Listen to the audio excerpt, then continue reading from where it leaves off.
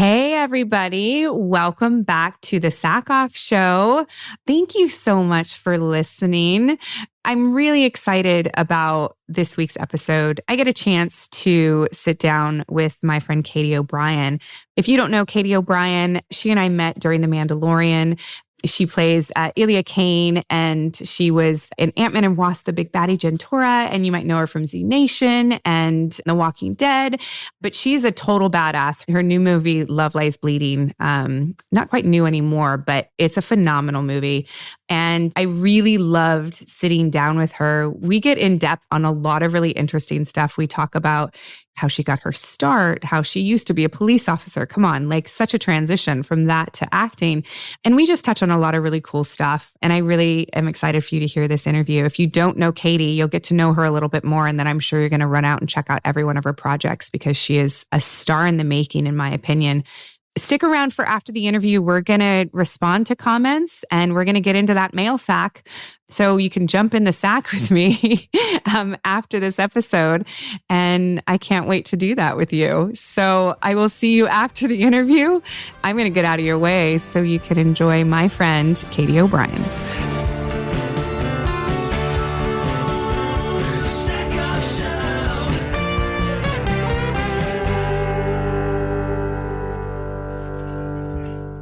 Yeah. Okay, great. Yeah. That might actually happen. We never know. Spontaneous song. You never know. What's your how's your ears? They're great. Yeah. They're good? Yeah. They're good. I always turn myself up really high. Oh, sweet. And you're good for that? We're good. Sweet. We're good. And then basically I just start out and I basically say the reason why I wanted to talk to you, Katy, is that number one, who you are and your life up to this point is incredibly interesting and inspiring. And I am so intrigued, not only by that, but it's very rare for me in this industry to meet someone that works their ass off as hard as I do, I feel like, and takes it that seriously. And I wanted to, number one, tell you that because we've never really had the opportunity. We haven't really talked that much. And then just get to know more about you because I personally want to know more about you. Well, first of all, that's a huge compliment because I I don't know. I didn't think that I worked harder than anybody else necessarily. I don't know. But I feel like I always see everyone just hustling so hard. Yeah. It's such a hard business. It is a hard business. Yeah. And people do hustle. Mm. And I think it's not that necessarily what I mean in that everyone's got the hustle. Mm. But the moment they get it, they don't show up as hard. It's easy to become lackadaisical. I had one of my first acting coaches here in Los Angeles laid out this really interesting, I guess, philosophy, but it was like you just always have to be planting seeds so that you have crops to grow, essentially, in the next season. And she used herself as an example. She booked this series regular. The show wound up getting canceled, but when she booked it, she just got like kind of cocky and was like, well, I don't have to work as hard anymore. I don't have to do anything. Stopped planting her seeds, stopped, training, stopped doing whatever. And, like that. Yes. What's going on, you guys? Someone had the audacity to be outside. Yeah, what? I mean, you should hear at our house. We have a dog named Happy who literally tries to eat people. Oh my gosh. Yeah. Okay, well. We have a dog named Happy that bites. So that's kind of funny. You got bit by happiness. Said every makeup or wardrobe person in the last 5 years of my life. Yeah. Dogs. But yeah, I think that. But that the planting the tidbit, seeds, yes, is really interesting. Yeah, because it's like a constant cycle, and I experienced it kind of right away, and I got very, very lucky too, where I had like a couple really small speaking gigs, and then I booked a series regular on like a really low budget sci-fi show, but it was huge for me. Is that Z Nation? Yeah. And it has a huge following and everything, as science fiction does. You know, it's like, it's a fun genre. But I did that. I was like, okay, I had this series regular. That's super cool. And then I was back to like one-line co-stars again right after that because no one would hire me for anything else. Mm-hmm. So it was kind of like feeling like you start over, but in another way, you're just like, okay, I'll I don't know, you got to keep working. And Yeah. I turned, like a 1-day, 1-line thing on Agents of S.H.I.E.L.D. into a 3-day thing because I just got to know people on set and they were super fun and just wanted to bring me back. And I think that's what happened on Mandalorian too. I think I was supposed to just be like, I think you or someone killed me originally in season 2. Pretty sure. I don't remember. I don't take credit for that. Yeah. Oh, that's nice. I don't feel like that was me. All right. I feel like someone... that was a stray bullet. Okay. Yeah. I just pretended to be dead is what it was. That's what I would have done. I like that you do that because I think that people take for granted how much this industry is people just wanting to spend time with people that they enjoy. Mm-hmm. And no one wants to work with someone that makes their life hard. I mean, they do every day, of course, because at a certain point, how much you bring to a project sort of supersedes behavior a lot of times. But I think the majority of people who continue to work in this industry continue to work because of talent, like you have, but also because people want to spend time with you, and they want to work with good people. Yeah, I feel like I've been really fortunate for the most part. And I've kind of seen that where a lot of the people that I've gotten to work with that seem to work a lot are really, really great people. And they're really nice and they make the set a welcoming environment. And even someone that's just kind of putting out feelers like me, and they bring you in and make you feel like you belong there. And I think that's super important for making everyone feel comfortable to do their best work. But I think Paul Rudd is an example right off the bat that I think of someone that's just super, super nice right away. Yeah. Welcoming, kind of makes you laugh all the time. If he, ruins a take, he ruins it with style. Mm-hmm. And it just makes you feel more comfortable to do that too. Yeah. Yeah. There's a story that I know about Paul because he's also very committed to his characters. And if something doesn't make sense, he will let you know. And he was doing a job at one point, and I know that they have product placement and things like that. And I, at the time, the story is now, this may not be true. So Paul, if it's not true, just come and tell me. But the story is that it was a pair of Dockers. And he was like, my character would never wear Dockers. Mm-hmm. I'm sorry that you're going to lose this much money. It wasn't a massitive amount of money, but it was a tiny bit of money. And he's like, Mike, can you, is there another character that can wear them? Because it is not my character. Yeah. That is a very specific wardrobe choice. Very. And ultimately he didn't wear them. And the story was told to me by someone who was upset because it was this money thing, and they ultimately ended up putting them on another actor. But I was I appreciated it as a performer and as an actor who creates character every day that I don't want to be forced to wear something that my character wouldn't wear. That's part of, we step into our wardrobe and that's how we become our characters. And it's, as an audience member, you're okay, I would see that and be a little bit thrown out of the world, which is kind of, the point of the whole thing is to be absorbed into this environment. Yeah. I mean, maybe they would, maybe they wouldn't, but it's funny because wardrobe is something that I'm all about being collaborative, but wardrobe can be dangerous if you don't stand up for yourself too. It can. I had a high ankle sprain from, they put me in these steampunk shoes on Z Nation, and we were on Lava Rock and we're running around stabbing zombies. And I said I was going to get injured. The stunt people said that I was going to get injured. We're like, can we just not wear these shoes? They just wouldn't change them. And sure enough, hear a pop. I kind of, I'm new, so I'm worried I'm going to get fired. I wrap my ankle up and I'm like, I can do it again. Go again, get another pop. And I'm like, I think I'm ruined for life. And that was 7 years ago and it still messes with me. So it's, stand up for your choices, not just because it's what your character would do, but because it's a safety thing. It's just, I just don't know, my character on the Flash had these obscenely high boots. We would always change them out for stunt stuff. It just makes sense. You can't, I can't personally do a massive stunt in 7-inch heels. My stunt double might be able to, but I can't. So please don't do that. I can barely learn my choreography, let alone put me in 7-inch heels. You know what I mean? Yeah. I don't want to do that. I can't. Yeah, there's no way. No. I want to know how you ended up here because, you grew up in Indiana, correct? Oops. Yes. I got a phone call that I accidentally answered. Yes. I grew up in Indiana. But okay. So what is Germanic studies? I mean, my understanding of it, I just learned German, but they call it Germanic studies because you learn a lot about culture, German history, all of that, but you're learning all of that in German. So, when I was in middle school, that's when we got to choose our, 3 main languages that they offer us. Yeah. You're the one person who chose German? Yep. Yeah. So my brother and I are less than a year apart. I was an accident. It's fine. We've discussed it. We're over it. It's good.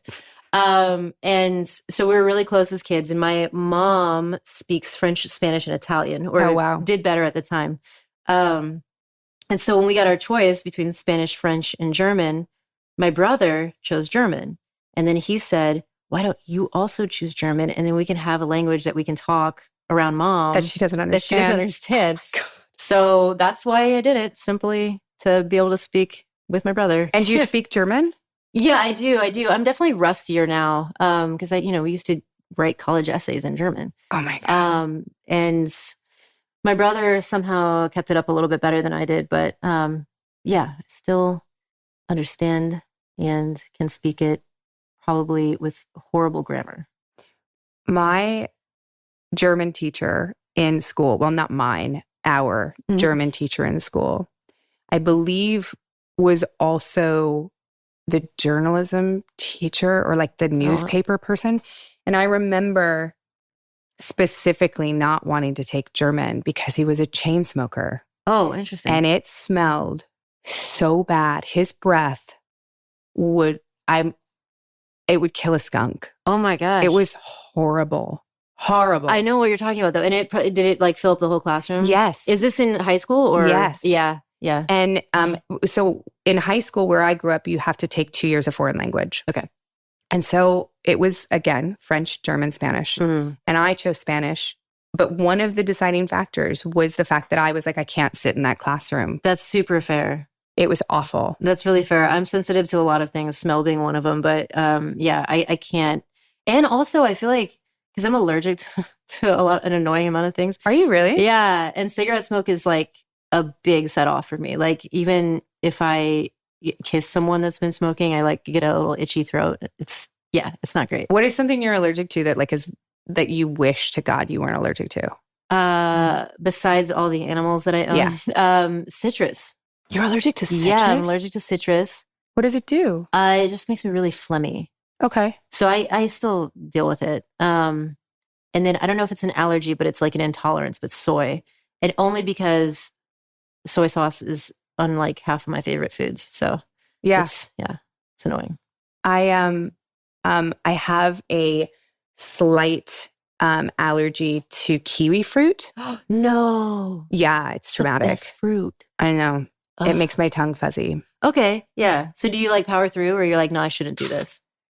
Sometimes like a bite here, a bite there doesn't bother me. But I found out because at one point I was doing fruit water a lot. And it was like 10 years ago where like you put fruit in water and let it sit for a long time. Got it. And then like, not like let it, I don't think you're supposed to let it sit for a long time.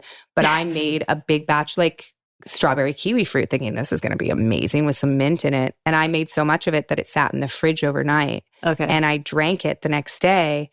And like halfway through my workout that day, I realized that my mouth was going numb and like tingly and my lips were tingling. And I realized it was probably one of the two. Yeah. And I don't think it was the strawberries. And this was how many years ago? I do not remember. 10, 15. Okay. But it's like, had you noticed it or been allergic to it before? No. Because it's really annoying when suddenly you are, right? Yeah. Like suddenly soy became a problem for me. It's like my favorite food. Kiwi is our favorite fruit. Yeah, it's great. It's the best. Yeah, it's so annoying. And then also you're like, okay, what's happening now? Is it an allergy? Am I having a stroke? Am I having a stroke? Or am I going to die? First, that was like my first thing. Like, do I need an EpiPen? Yeah. Do I need to call 911? Am I going to be okay? Can I just take a Benadryl and go sleep for an hour? And especially if you're doing it at the gym, you're like, did I lift too hard? Am I dehydrated? Yeah. That's all. Are you a hypochondriac? No, not really. But I think because I 2020, I found out I had Crohn's disease and I didn't know. And so now I'm just kind of like a little bit more sensitive, I guess, to what's going on and just try to figure out like my big worry now is what am I going to eat that's going to make my stomach seal shut again, basically. How did you find out you had Crohn's? It was a weird process. Like, I want to say a year before I just dropped 15 pounds out of nowhere. And I was still somewhat fresh out of competition. So, somewhat fresh. It was like a couple of years, but I still had a lot of muscle. And I felt like a lot of it was muscle. And then I just was unbelievably exhausted. And I know people are like, oh, I'm tired. Yeah. But this was like, I couldn't be stirred. I could not be. Wow. And that just wasn't my personality. Like I'd gone from working, like 12-hour shifts and then going straight into the gym and teaching people and then, training myself and whatever. To like not being able to get out of bed, which was crazy. And then I started getting like open sores in the corner of my mouth and having weird like neurological reactions. Oh, that's the worst. The open sore thing is the worst. I will say that for me, it was the neurological stuff. Like I couldn't remember lines and not just like one, but like, or not thick, like a bunch of lines. It was like one line. I couldn't remember. And I just was like, it was embarrassing. Really? And then, I was going to the bathroom like 100 times a day. I felt like. Yeah. And dropping weight the entire time. Yeah. Yeah. Well, the 15 pounds was very sudden. It was like within, I don't know, a couple months. Oh, wow. It was very, very sudden, really weird. Did you dismiss it as like, because you said that it was after competitions, did you sort of dismiss it as like, well, maybe my body's just changing. I'm not competing. I'm not lifting as heavy or something? I did for that. For the weight loss I did, but the tiredness and everything else was like something else is going on. And so I went to my doctor who's amazing. And she did like a full blood panel. Like I asked her to do everything. I was like, just figure it out. But I guess for Crohn's detection, it's like very specific what you have to do. So she did all of the thyroid stuff and the vitamin deficiencies and all of that. But even then suggested Crohn's. She's like, does anyone in your family have it? And I'm like, I've never heard of it. Yeah. So she kind of was like, well, okay.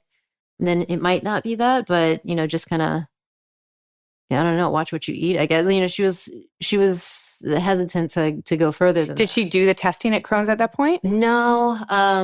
I think, I don't know if it just wasn't, I think some of my symptoms were just so weird. Yeah. Like I was having night sweats and like it was just all over the place. But your gut controls so much. Yeah. I mean, it's like, it's this weird, it's like your second brain, it's a really weird and understated part of the body. But so I just kind of dealt with it for a year and then suddenly was like, I couldn't stop throwing up one day. I was super, super tired, kept throwing up, couldn't keep anything down. And one morning I woke up and I just had the worst pain I've ever had in my life. And I'm pretty, I pushed through a lot of pain usually, but yeah, I was just, I couldn't move. I was like doubled over throwing up. So were you by yourself? No. Kylie rushed me to the hospital. Wow. Well, I would say we went to an urgent care, actually. They gave me a shot. They thought it was like appendicitis or something. Yeah. And they were like, you got to go to the hospital. But there was one across the street. And I remember him going, please, for the love of God, drive an extra 15 minutes and don't go to that hospital. Yes. It's like, okay. And I'm glad I did because I wound up going to Cedars-Sinai. Yes. And I got amazing care. And if you're ever in LA and you get hurt, do your best to get to Cedars-Sinai and like the main hospital. Yes. Yeah. Beverly Hills. Yeah. That's a good one. The main hospital. Yeah. On 3rd. Yeah. That's your recommendation. It's your recommendation from two people who have been there. Yeah. What did you have to go for? I had thyroid cancer. Oh my God. In 2008. Oh my gosh. And was super tired at the end of Battlestar. Okay. Yeah. And I knew something was wrong.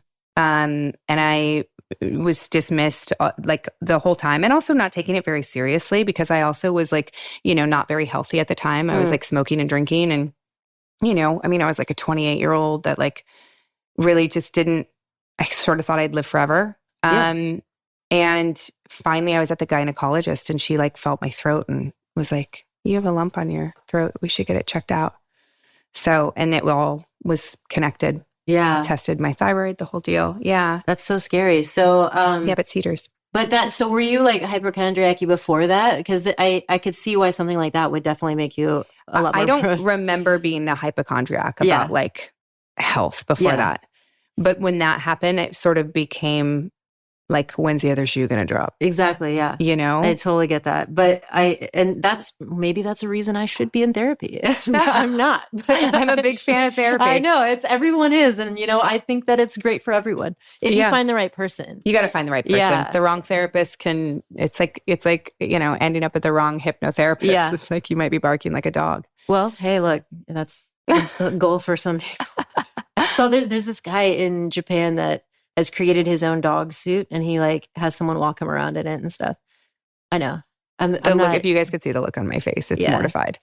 Look, because he wants to be a dog.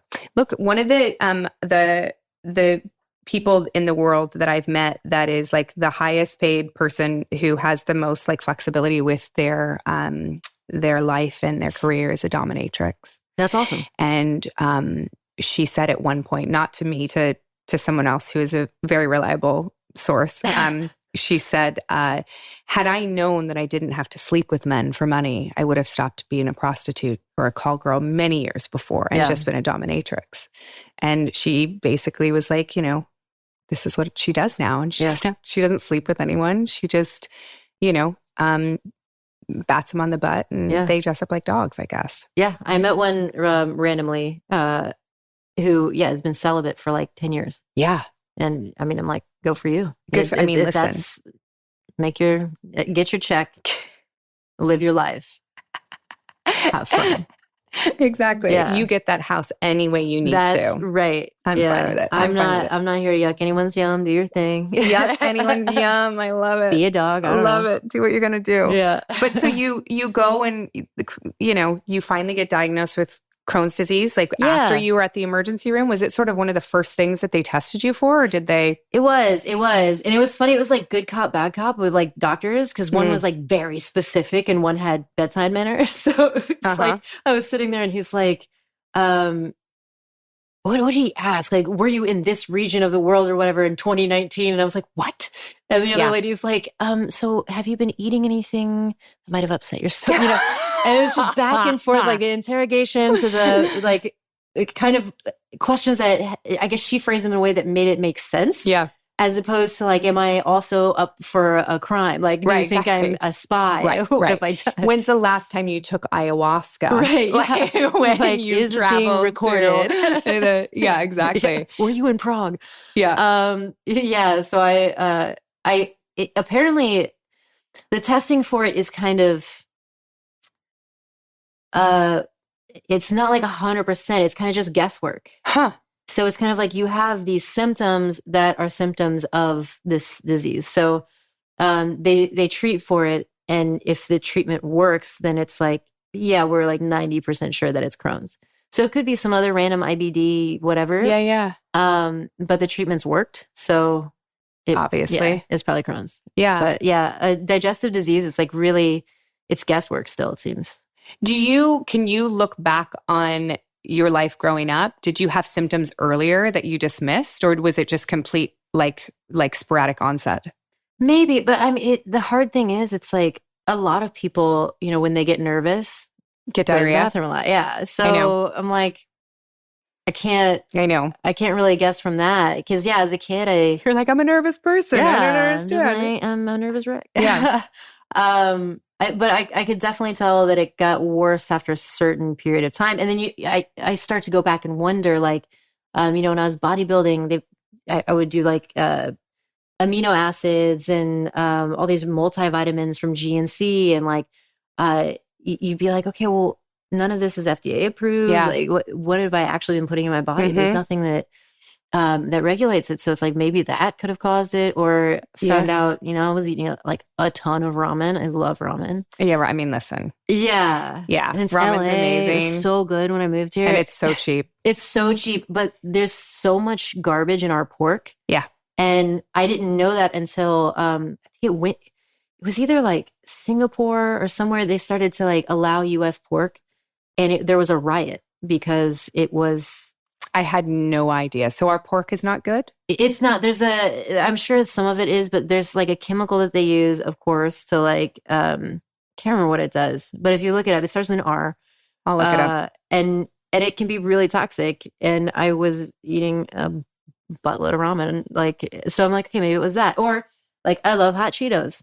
Oh, my Lanta. So I just go through like all of the stuff that I eat. Didn't they just like ban hot Cheetos or something like that? Probably. It was something like that. Like it was hot Cheetos and something else. They're like, don't allow your children to eat this. Probably. I wouldn't be surprised. Because also, they've shown that certain food colorings have drastic impacts on our mental health. 100%. And they still allow them in things like Mountain Dew, for instance. Well, like red dye number 5 is not legal in the UK. And why do we need it? To make our Jell-O red. But and why? Yeah. Right. So we were feeding these squirrels that we rescued this Pedialyte because it's like all we had, and you cannot get Pedialyte without dye in it. And I'm like, why though? Really? Yeah. Why? Because it's such a good thing to take also for like a colonoscopy, or what is it? Colonoscopy. Yeah. But it has red dye, so you can't. Our daughter, Pedialyte is something that is as a parent, it is always on hand because kids get sick all the time. Like every 2 weeks they come in contact, I think, with another new virus. Of course. Yeah. And that virus is, on the tail end of the other virus. Yeah. And so they're just our daughter, I think, was like sick for like 5 months straight. And Pedialyte is just something you always have with you. And you're right. It's like, why does our Gatorade need to be red? Right. Yeah. It doesn't make any sense. Yeah. It's red flavored. And you're like, well, what does that mean? What is red? Cherry. Yeah, exactly. Or is it strawberry? Or is it, yeah. I can't. Yeah. It's so weird. And then you get paranoid, and then you're like, okay, I'll travel to like the UK or New Zealand or something where they have stricter standards. And I'm like, man, I feel a little bit better over here. Somebody asked us during the, do you remember when there was like the formula shortage in the United States? I remember the diaper shortage, but I don't remember the diaper shortage. That was, I think, during the pandemic. So very similarly during that time, and I don't exactly know what happened, but basically what I think the gist of it was that there was there was some toxin, whether I don't know if it was like E. coli or what it was, that was found in the factory of one of these formulas. And 2 of the major brands of formula were made in the same factory in the United States. And it was like all the formula. That's so crazy. There was no formula. And as a parent whose child was 100% formula fed, having access to healthy food for your child, if you cannot breastfeed, choose not to breastfeed, don't have breasts that have milk that come out of them and are a parent, like for whatever reason, formula is vital to children's survival in this country. And we never felt it because we were always, from the day our daughter was born, bringing our formula in from Europe because it was healthier. Wow. So, and it was not, there are companies that bring in, foods from Europe, and they make a huge business off of it because there are people that know that it's just healthier. And I'm not saying that US formula is bad. There are just things in it that I don't think should be there. Yeah. And if you have the ability to not do it, then I wouldn't. But it is, and then I feel like an asshole now because I'm like, there are so many people that need that formula, and it's better than nothing. Yeah. It's one of those things. It's like, it's hard to, it's just like, that you're fortunate enough to be able to do it. And that's the thing. And then at the same time, like, it's so hard to keep up with everything too. When I was training for this last movie, I was told that I had basically a stricture still that had to be removed. I had scar tissue in my intestines and I had to have it like removed immediately. So right before the first Love day Lies of filming, Bleeding. the first day of filming, I was told this. And when was your first surgery? So that was after. So what happened was, I always, before I start a film, get like a full body checkup just to make sure I'm all good to go. Don't need to make any adjustments, whatever. Yeah. And so I went to get an MRI and I was told I'd hear back 3 days later. And that apparently turned into like 3 weeks later. Huh. So I'd already been on set and I was supposed to start filming that day. And so my doctor calls and she's like, "You've got a stricture. You have to go to the hospital. I'm surprised you're not in pain," all this other stuff. Oh, and my I'm Lord. like, I am filming and I'm not going to ruin this low budget, indie film. Where there's no way they could find someone to replace me right now. Is this Love Lies Bleeding? Yeah. Literally, while you're filming. Yeah. Yeah. Because it's not like you're like, sure, we'll just go find someone that looks just like her on the side of the street who just, looks exactly. And just has been doing all the training and ready to do bodybuilding and can also act. Yeah. So I was like, I can't have surgery right now. And she goes, like, worst case scenario, she said that if I had like a 4-day weekend or something, it's literally you have the surgery and you can walk out the next day. Okay. But that was like if I had a desk job. I could have gone back to work, probably. Yeah. Would have been tired, wouldn't have been fun. But if I was sitting down, I would have been okay. Not playing a bodybuilder in a movie. I'm like bloated. On your feet swollen. for 16 hours a day. Yeah. There's no way I would have been able to work out. Yeah. Like, I just couldn't have done it. So I'm learning to ask more questions for sure. Like, okay, but here's my job description, whatever. So anyway, there was like this big debate as to whether I could lower my fiber intake for it. And, our Steve. Steve Zim, who's trained us both. Yeah. We went back and forth of like, I was like, I want to do white rice. And he's like, well, brown rice is better. And I'm like, but why? I've always done white rice. And so we just went back and forth. And like, my opinion of it is, brown rice has more nutrition for sure, but it takes the body so much longer to absorb all that nutrition. Like, are you really getting it? Yeah. And if I already have issues absorbing nutrition, I need the thing that's going to get me the most nutrition. Well, and white rice is much more easily digestible, right? Yeah. And that's why I wanted to do that. So, at the end of the day, I just kind of like slightly reduced my fiber because I felt great and I was fine. So it wasn't like a big thing, but it's like this big, even amongst nutritionists, amongst, bodybuilders, amongst all these, it's a big thing, white rice versus brown rice. So like, it's so hard to agree on anything and food wise in general, based off specific needs. And, my wife and I just watched this like documentary about a twin study where some of the twins went vegan and some didn't. And so it's like, vegan or not, what do you do? They lost muscle, but they lost visceral fat. So it's like, it's so interesting. And it's kind of like, you just have to cater stuff to your needs. It seems like at this point. So if your needs are what this formula offers that you find better for your particular situation, great. Absolutely. Yeah. That's a long way to get there. I would much rather have a child have nutrition at all.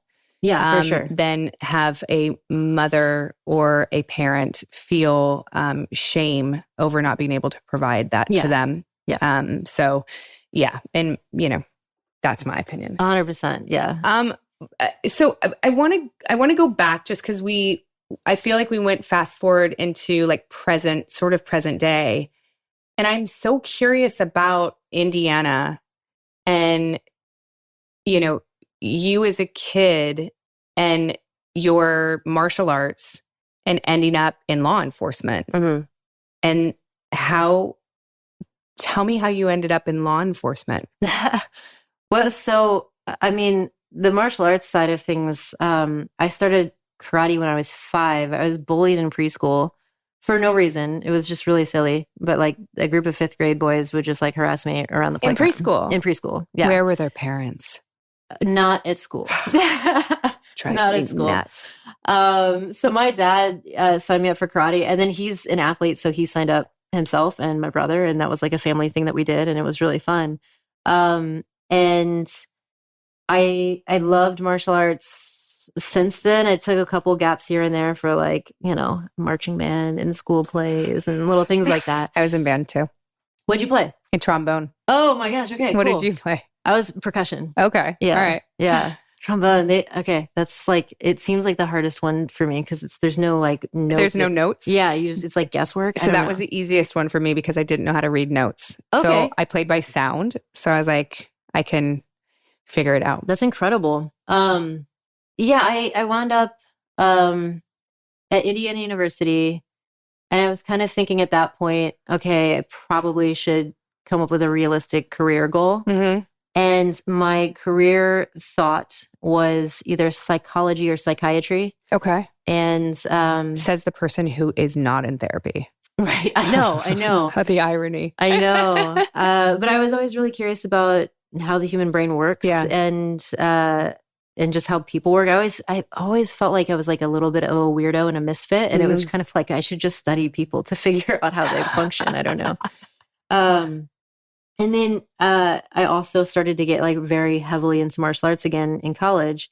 And one day I went to a little school career day because I was like, I need some money. Mm-hmm. And the guy that I met represented this program, and he kind of pitched it as, you work as a cadet for a year and you get to go into like all the games for free, and you get free room and board, and you can go to like the shows for free, whatever. And then you go to police academy and you're a police officer. And it's something that this university specifically in the country offers. Huh. And I was like, that's interesting. I didn't think it was real. I thought it was like fake police, I guess. I thought it was, I thought it was like a different kind of program. But it was the theater department. I know, right? Like, I get to pretend to be, yeah. But even in the cadet work or whatever, backstage at some of the conferences that they give, I got to meet the Dalai Lama because he comes into town all the time. His brother lives there.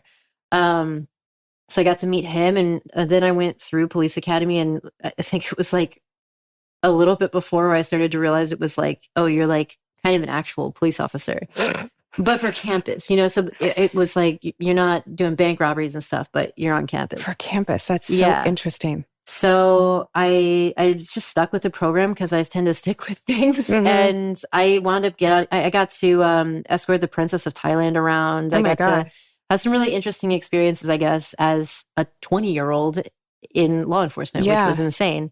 And the program, they actually found out that they were putting people through too young. So they had to like delay it later. So I was like literally 20 years old, which is kind of nuts to think about. Yeah. And was this strictly on campus at this point? It's strictly on campus. I mean, technically you are qualified throughout Indiana, but you probably shouldn't do anything outside of your jurisdiction, right? So then I was right up, I was like graduating, and I stayed, I think I stayed an extra semester, and realized if I wanted to go neuroscience for the med school route for psychiatry, I needed like a whole year of physics. Okay. And my brain doesn't think that way. Yeah. And so I was like contemplating, do I do physics to go the route that I really want to go? Or do I just try to apply to grad school and go into psychology? Yeah.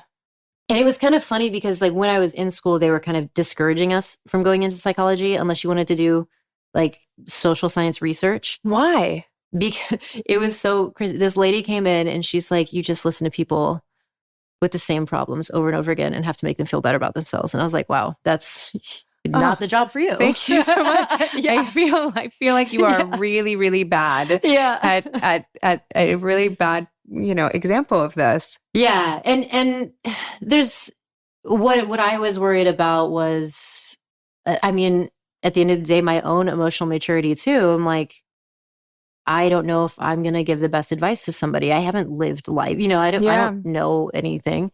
So who am I to help someone with their problems, basically? I feel like at that point, you just give someone like a blanket answer to stuff. And I don't know that ever makes anyone really feel good. Because you didn't feel like you had the life experience to actually give people advice. I had no life experience. So, I mean, at 20, it's hard to, Yeah. But I think also, obviously, that's something that you kind of start to learn as you go through those programs. But I just really, I needed to take a break and really kind of lay out what I truly wanted to do with my life. So I wound up working for a city because I already had the credentials. So it was pretty easy for me to get a job because like female officers are like really hard to come by. So got a job right off the bat and worked there for a while. And it wasn't like long into it. It was probably just like within the first year where I was thinking, okay, I don't love this. I want to find what I really do love. And I just sat down and set 2 goals for myself that was just like what I've always wanted. And one was I wanted to get like really, really strong. I've lifted weights and stuff, but with really poor instruction, and I wanted to just really get strong. And then the other was I wanted to act. So I found a gym membership. I just went to a random LA Fitness. It was like the closest one and signed up for training. And you were still in Indiana at the time. Yeah. They suggested bodybuilding. And I originally was like, no, I don't want to do that because I didn't want to get like super huge. And they showed me that there's actually like a lot of different categories. Yeah. And so I was like, well, I'll do figure. That seems cool. So I started training for my first figure competition. And at the same time, I randomly happened upon an acting class that was taught by an actual working actor who worked out of Atlanta, but would constantly just be commuting back and forth from Atlanta to Indiana. And he taught acting for film and basically for screen, which was like unheard of in the area. Yeah. Even in Chicago, it's all either improv or theater. Yeah.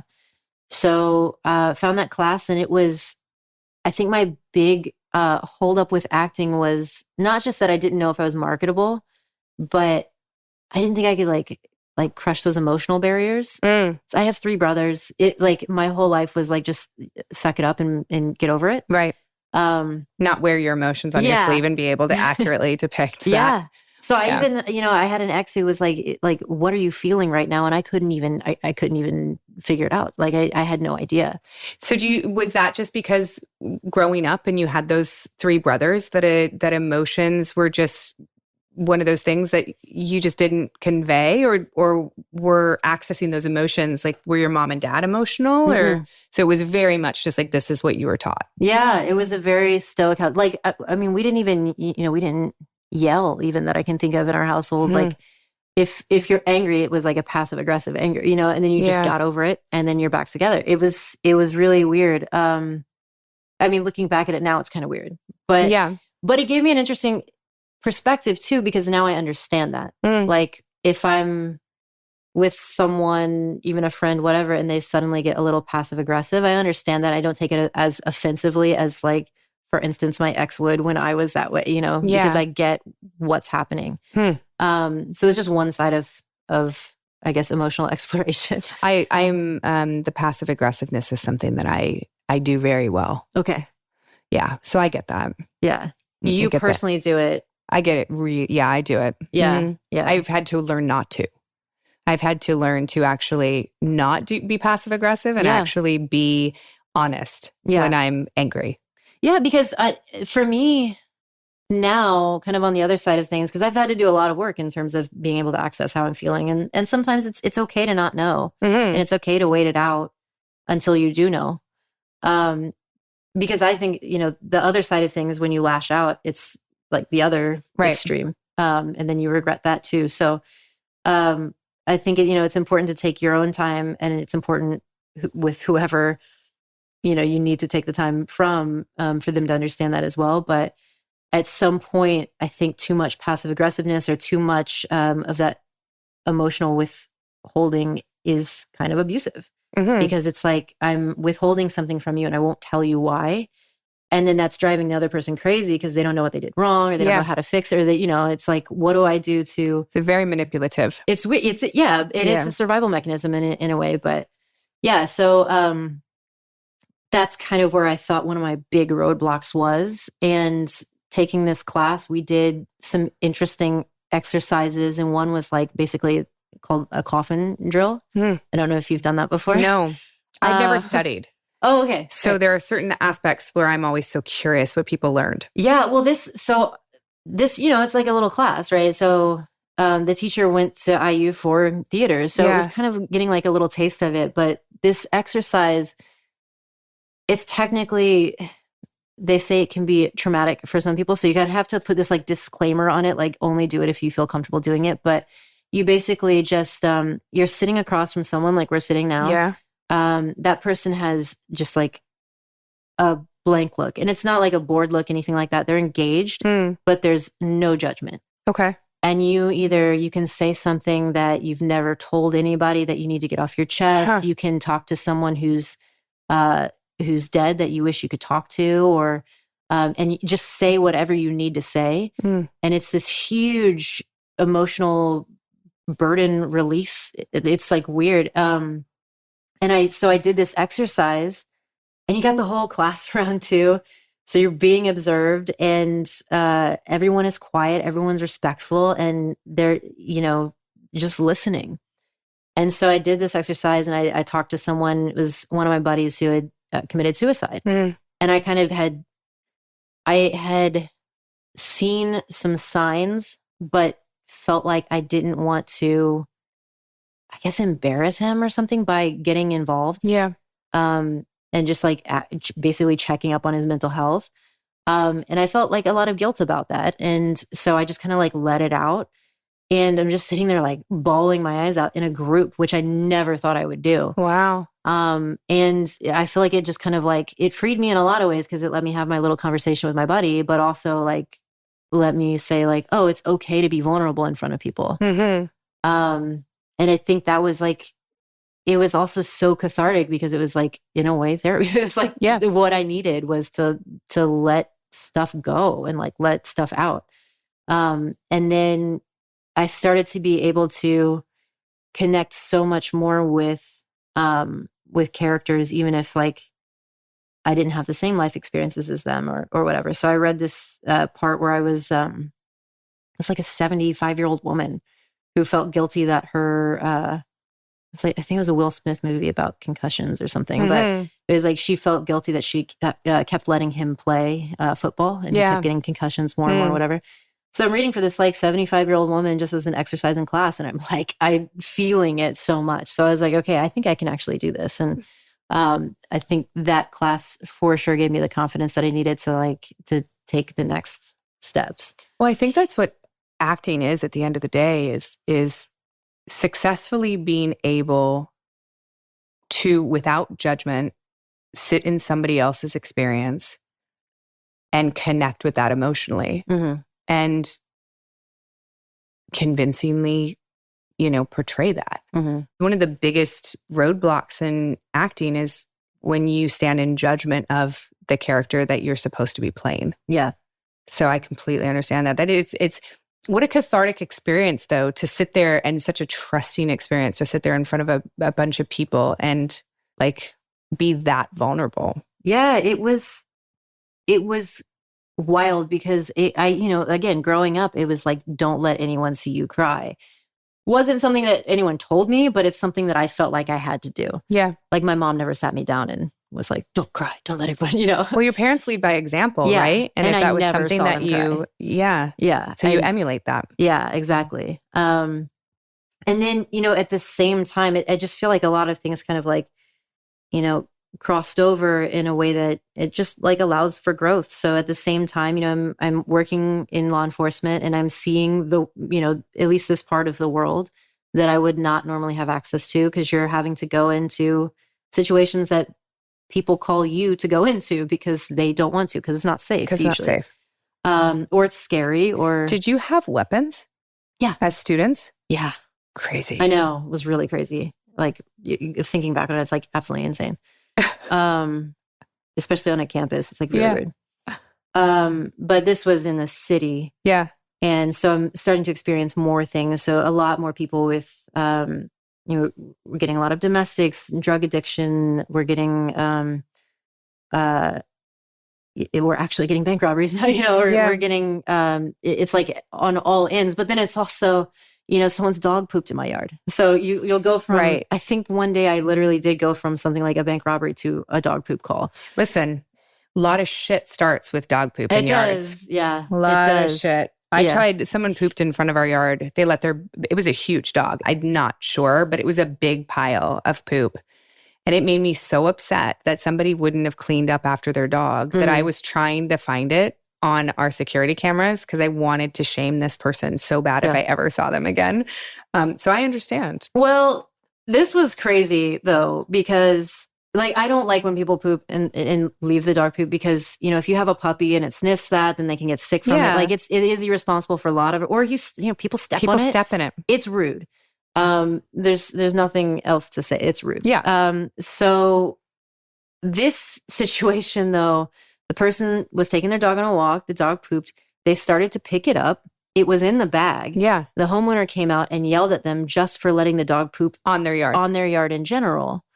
So the guy was like, I'm picking it up, Yeah. And it was so petty that I remember it, right? Yeah. So he's like, he actually throws it down, stomps on it, smashes it everywhere and goes away. And so I was like, well, he was picking it up though. And the guy's like, well, so you're telling me that if someone just poops in my yard, as long as they pick it up, it's fine. And I'm like, a bird will poop in your yard every day, my guy. Yeah. Like, stuff, everyone, this is nature. This is the world. It happens. All right. Put a big, giant fence around your property or something. If a child's walking down the street and gets sick and vomits in your yard, do you want the parent to stop and try and clean up the vomit? Right. No. How? Yeah. And come back with my hose or something. I know. It's so that was particularly petty. But you have to show up and be professional. You have, but then I started working with, I got extra training to do our crisis intervention team, which was dealing with particularly mental health crisis.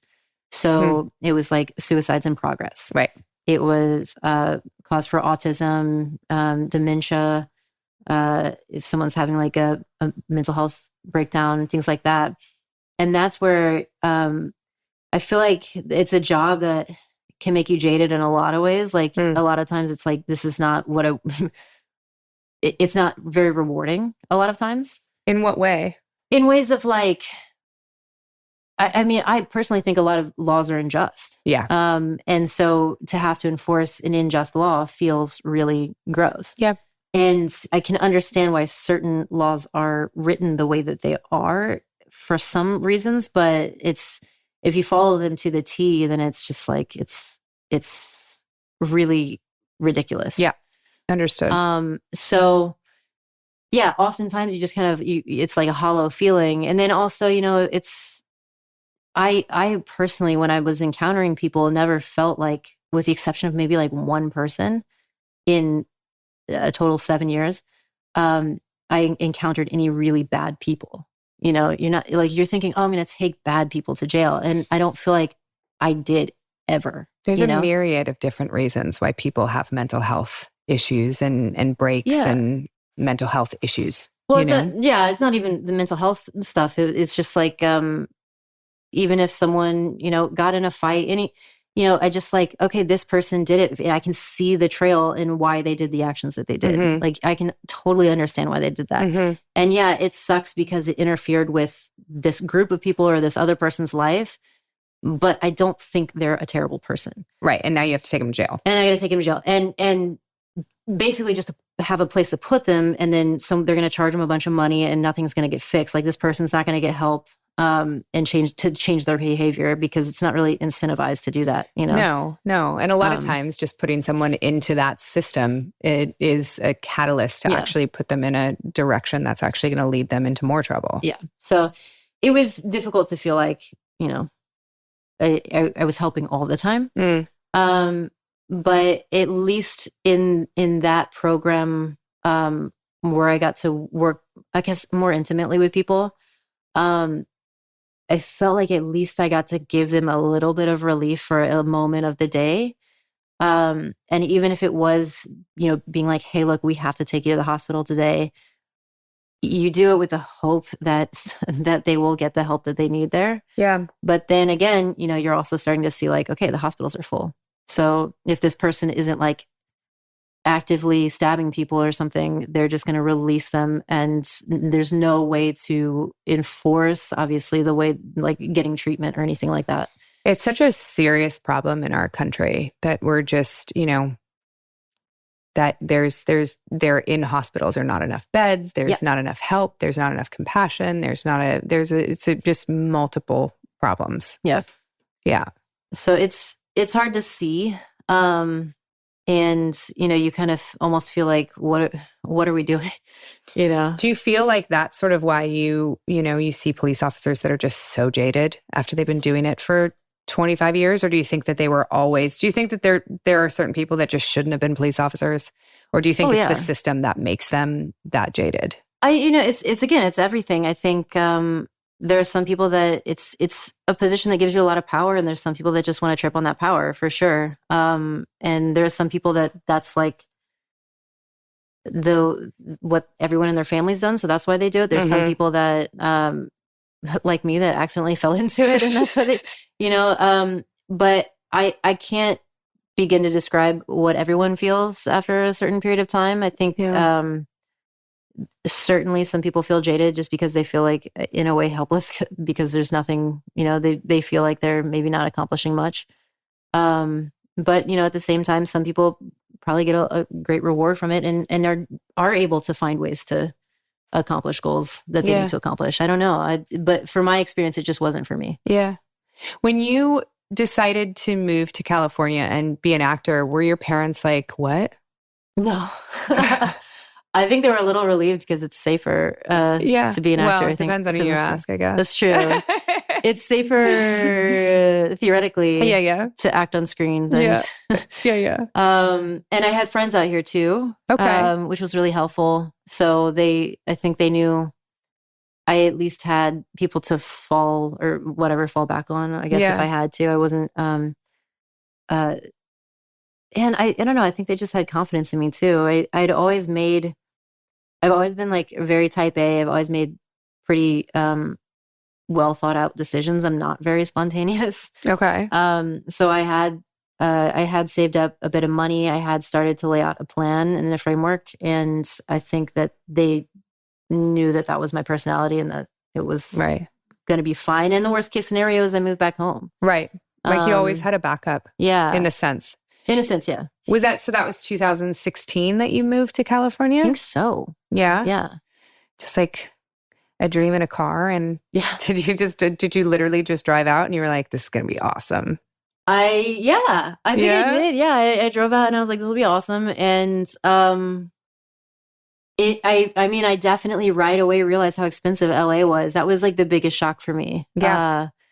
Even knowing rent would be more expensive than in Indiana, it wasn't even that. It was like gas.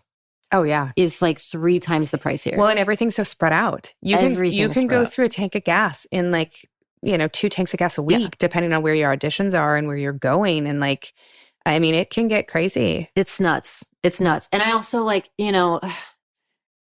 having a stable job, you can plan, okay, this is my budget. When I came out here, it was like, it wasn't terribly difficult to find a job. Yeah. But was it a job that was going to help me pay my bills? Maybe not. Mm-hmm. So I actually started at a ramen restaurant because I love ramen. And I was terrible, apparently.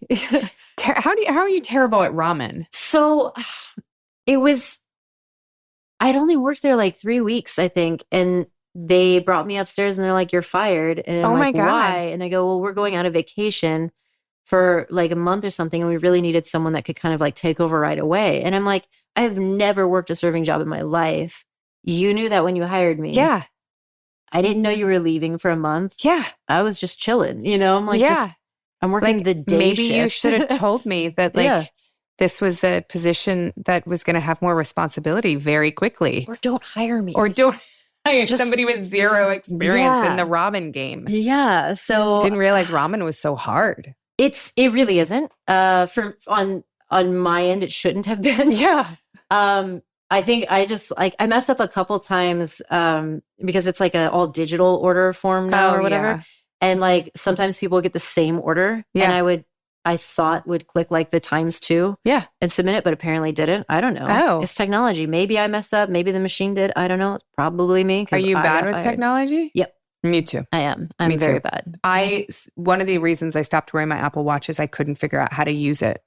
And my husband said, "Did you read the manual?" And I said, "No." Why would you? Why would you? Yeah, no one does. It should be very intuitive. Yeah. They recently changed it because I have mine and they changed it. And I was like, all I want to know is how many calories I burned when I work out. And all I wanted was for people to text me, and I wanted to know how many steps I had in a day. Yeah, that's fun and too. where I was at. I also love my heart rate because I have a really low heart rate, and it's really fun to see how low it gets. Yeah, because when I was in the hospital, they kept waking me up in the middle of the night because it would drop to like 47. Yeah. And they're like, it has to get to 50, or we have to call a doctor or something. And I'm like, are you serious? Like, I should be getting sleep right now. Mine's super low too. I was just talking to my lawyer about this. One of my favorite things to do when I'm working out is to keep my heart rate at such a high level for a very long time. Because it makes me feel like I'm gonna throw up. Oh God. But that's how I feel like I know that I've done the work.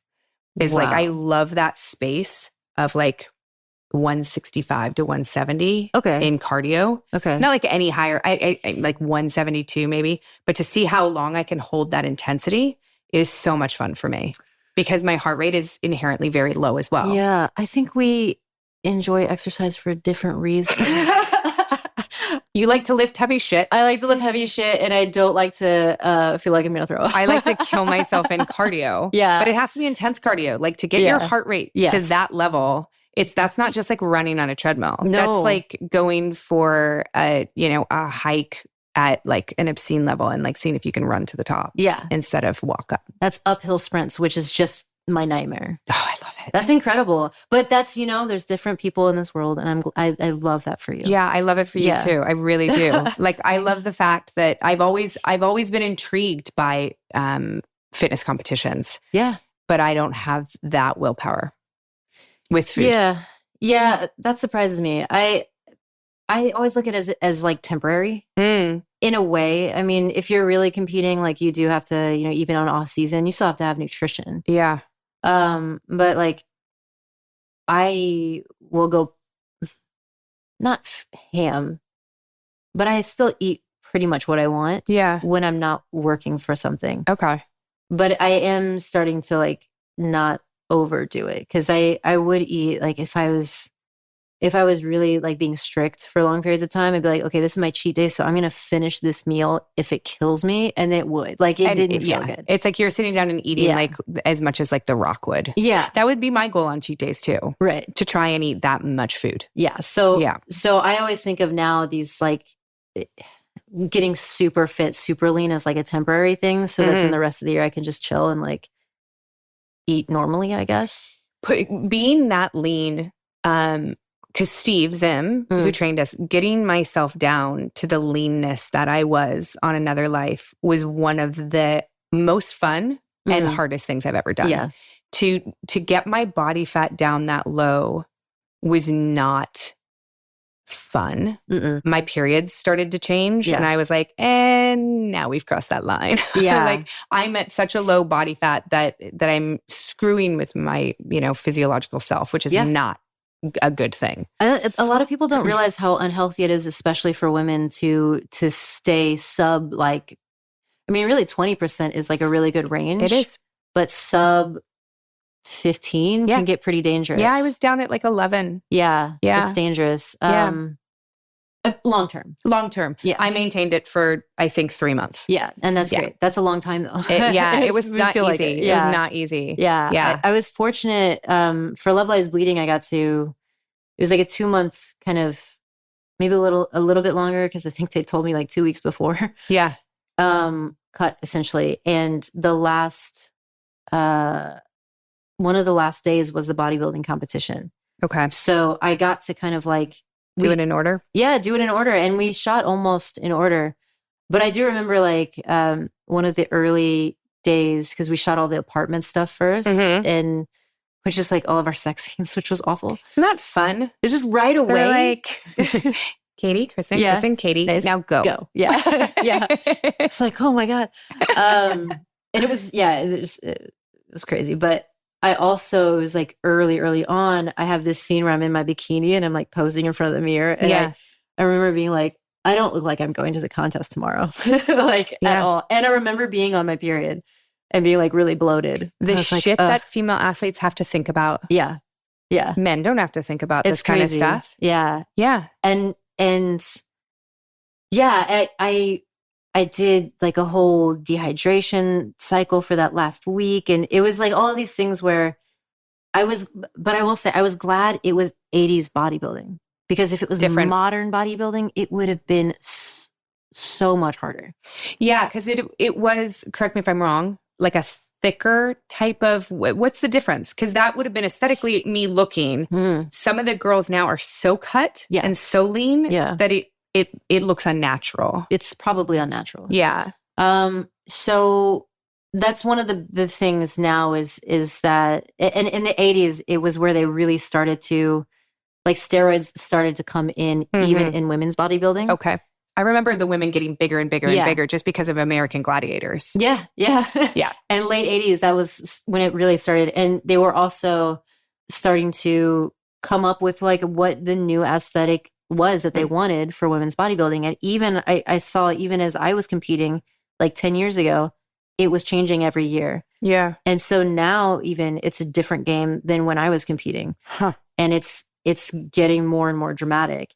Whereas it used to be like, okay, we want a little bit of softness. You know, we want to see like a little bit of this, like, there's not much more else to say than softness, I guess. Yeah. Not super, super vascular, and you don't want to see all the striations or whatever. Yeah. At the bikini or the figure level. And now they seem to want that. So there are some fitness competitors that I follow on social media where the level up to which they need to hold themselves off season is even unrealistic now. Yeah. And then to watch them cut, number one, cutting is one of the coolest things in the world. I even enjoy, in the limited experience that I've had with it, enjoy it because you see such a dramatic change so quickly. Yeah. And it's so intoxicating. The cutting is just because you start to see all the hard work that you've put in becomes magnified.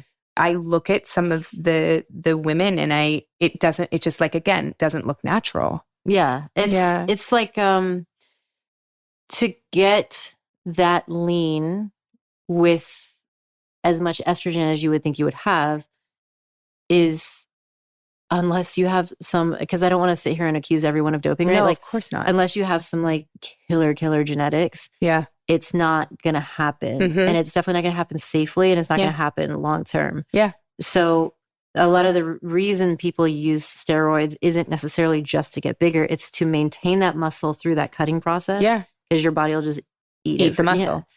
I, at one point with Steve, he and I were working out, and I said, something's different about my body. I'm almost 44 years old, but something felt different. I was like, normally I know what to do to my body to make my stomach really flat.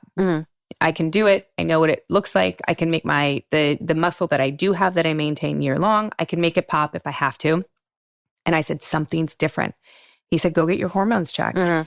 And I literally couldn't, there was a layer of extra padding on my stomach and my body that I couldn't get rid of. And I was getting really frustrated just because, not that I was on camera at the time, but because what I'd always done wasn't working and something had changed.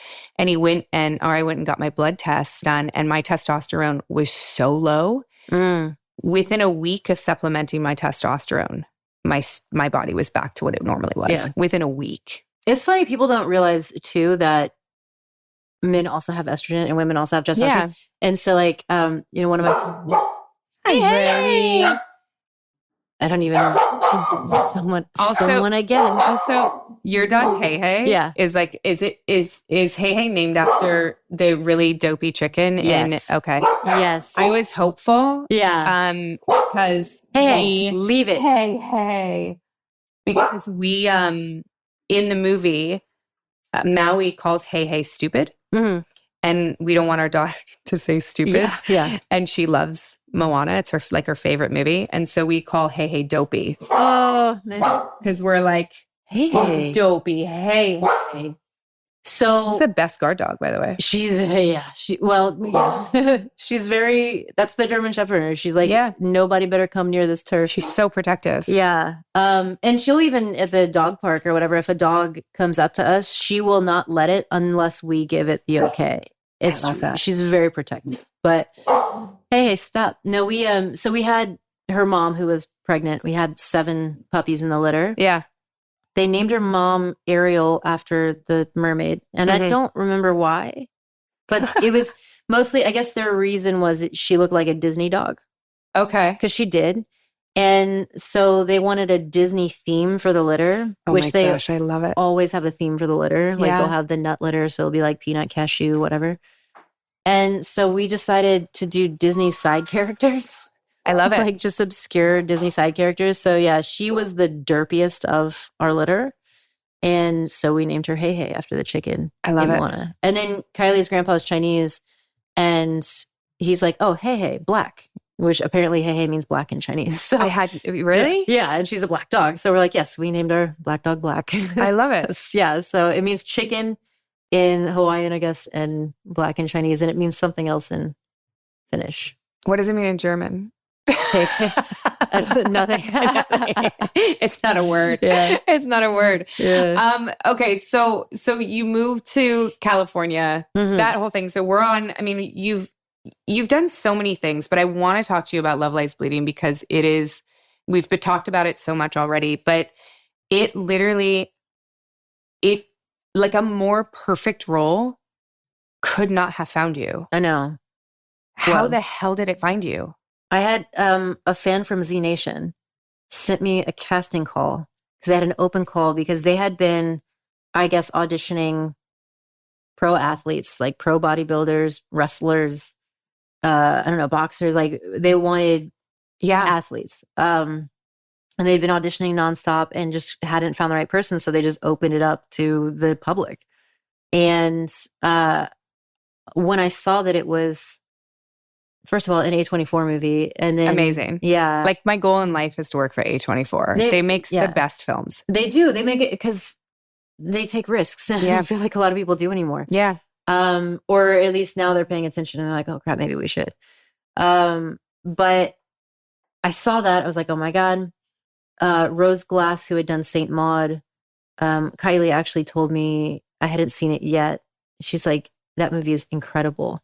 You have to watch it and you have to try to work with her. What's the name of the movie? Saint Maud. I haven't seen it. It was very low budget. A24 also did that one along with Escape Plan, which also did this. So they kind of all stick together. But it's a horror kind of religious body horror-esque kind of thing. Rose really does horror well. Wow, I love that. Rosemary's Baby is her favorite movie. Huh. She looks like Farrah Fawcett right now. Love it. She's got the haircut, everything. And she does it in a way that's very visceral and tangible. So Saint Maud is that. There's a lot of body horror elements to it. There's a lot of like what's real, what's not. Kind of, I love when people make you question reality. And it's just beautifully shot. And so I was like, okay, I watched the movie. It was like queer bodybuilder from the Midwest. I'm like, okay. I mean, it felt like it was written for you. Yeah. And then Kristen Stewart's the lead. So I'm like, okay, I know who that is. Who's also wonderful. Yeah. So I was like, I have to try to get into this movie. So I made a PowerPoint presentation. I stuck in like my bodybuilding experience, just a little bit about who I am. I put my old bodybuilding pictures up. Wow. Because I know there's like so many dumb barriers in casting where, you know, you put your headshot in and it's like, oh no, she has short hair, so we're not going to call her in. They have zero imagination whatsoever. They're like, oh, she can't be brunette. And you're like, what are you talking about? Yeah. And so I, like with my old bodybuilding pictures, I had really long hair. So I was like, maybe that's what they want. I'm like wearing makeup and I've got the bikini. So it shows that I can do the job. And because of that or whatever, I got an audition. Huh. And then I got a callback, and the callback was with Rose. It was over Zoom. And And then she let me read the scripts after the callback, which gives you so much information. Yeah. So I didn't even know it was based in the 80s.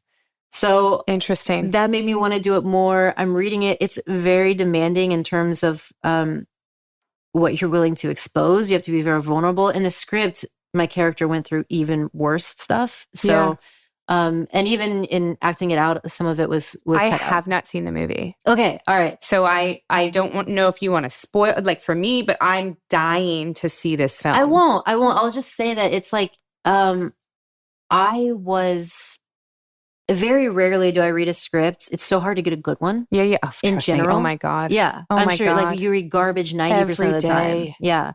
And so with this script, it was the first one I think that I've ever read where not only am I like eagerly turning the next page because I can't wait to see what happens, but I'm shaking while I'm reading it. Wow. And part of it was because like I knew that I was that next step closer, and the character goes through so much. I've never been trusted to do all of this stuff on screen. And I didn't even know if I could do it. And it was the first time I'd ever actually been scared to take on a role. And I think that means it's good. Exactly. I was like, I have to do this because I will not improve as an actor if I don't take this part. Like, or if I don't take risks, at least try. So I just went into every subsequent audition, which they made me audition a lot, with the cockiest attitude possible, in that I was just like, I booked this job already. Because I did not know who else would be up for it. There's no one else in this industry that could have played this role. Not that I knew of. Yeah. No. Not that I knew of. But, and they were really, I kind of like through the grapevine realized that they really were hoping for a name. Yeah. Because that's such a, like, it's such a stereotypical thing. Because at the end of the day, though, you guys, I cannot tell you how many times I hear they're going after a name. Yeah. And I'm like, am I not a name? No, it depends on the budget of the film, Katie. Right. Yeah. It's crazy. Know, I'm a name for sub 10. Okay. I'm not a name for 10 plus. Which is crazy because then you're on the top show in the world. Yeah. Yeah. So yeah. It's interesting. It is. Isn't it interesting how that happens? It is. Yeah. It is. And then sometimes they'll be like, oh, we got a name. And they'll tell it to me. And I'm like, I have never heard of that person. Is. Ever. I just lost a job to somebody who I legitimately had no idea who they were. Yeah. And I was like, wow, I mean, good for them. Yeah. But like, what? Yeah. Yeah. Okay, cool. And in what world is Kristen Stewart not enough of a name for a film? I mean, thank God they decided she was. Yeah, this was a risk of a film. Like when I read that, I was like, how did this movie get financed? Because I thought, God bless A24. I know. I'm like, this is such an obscure story.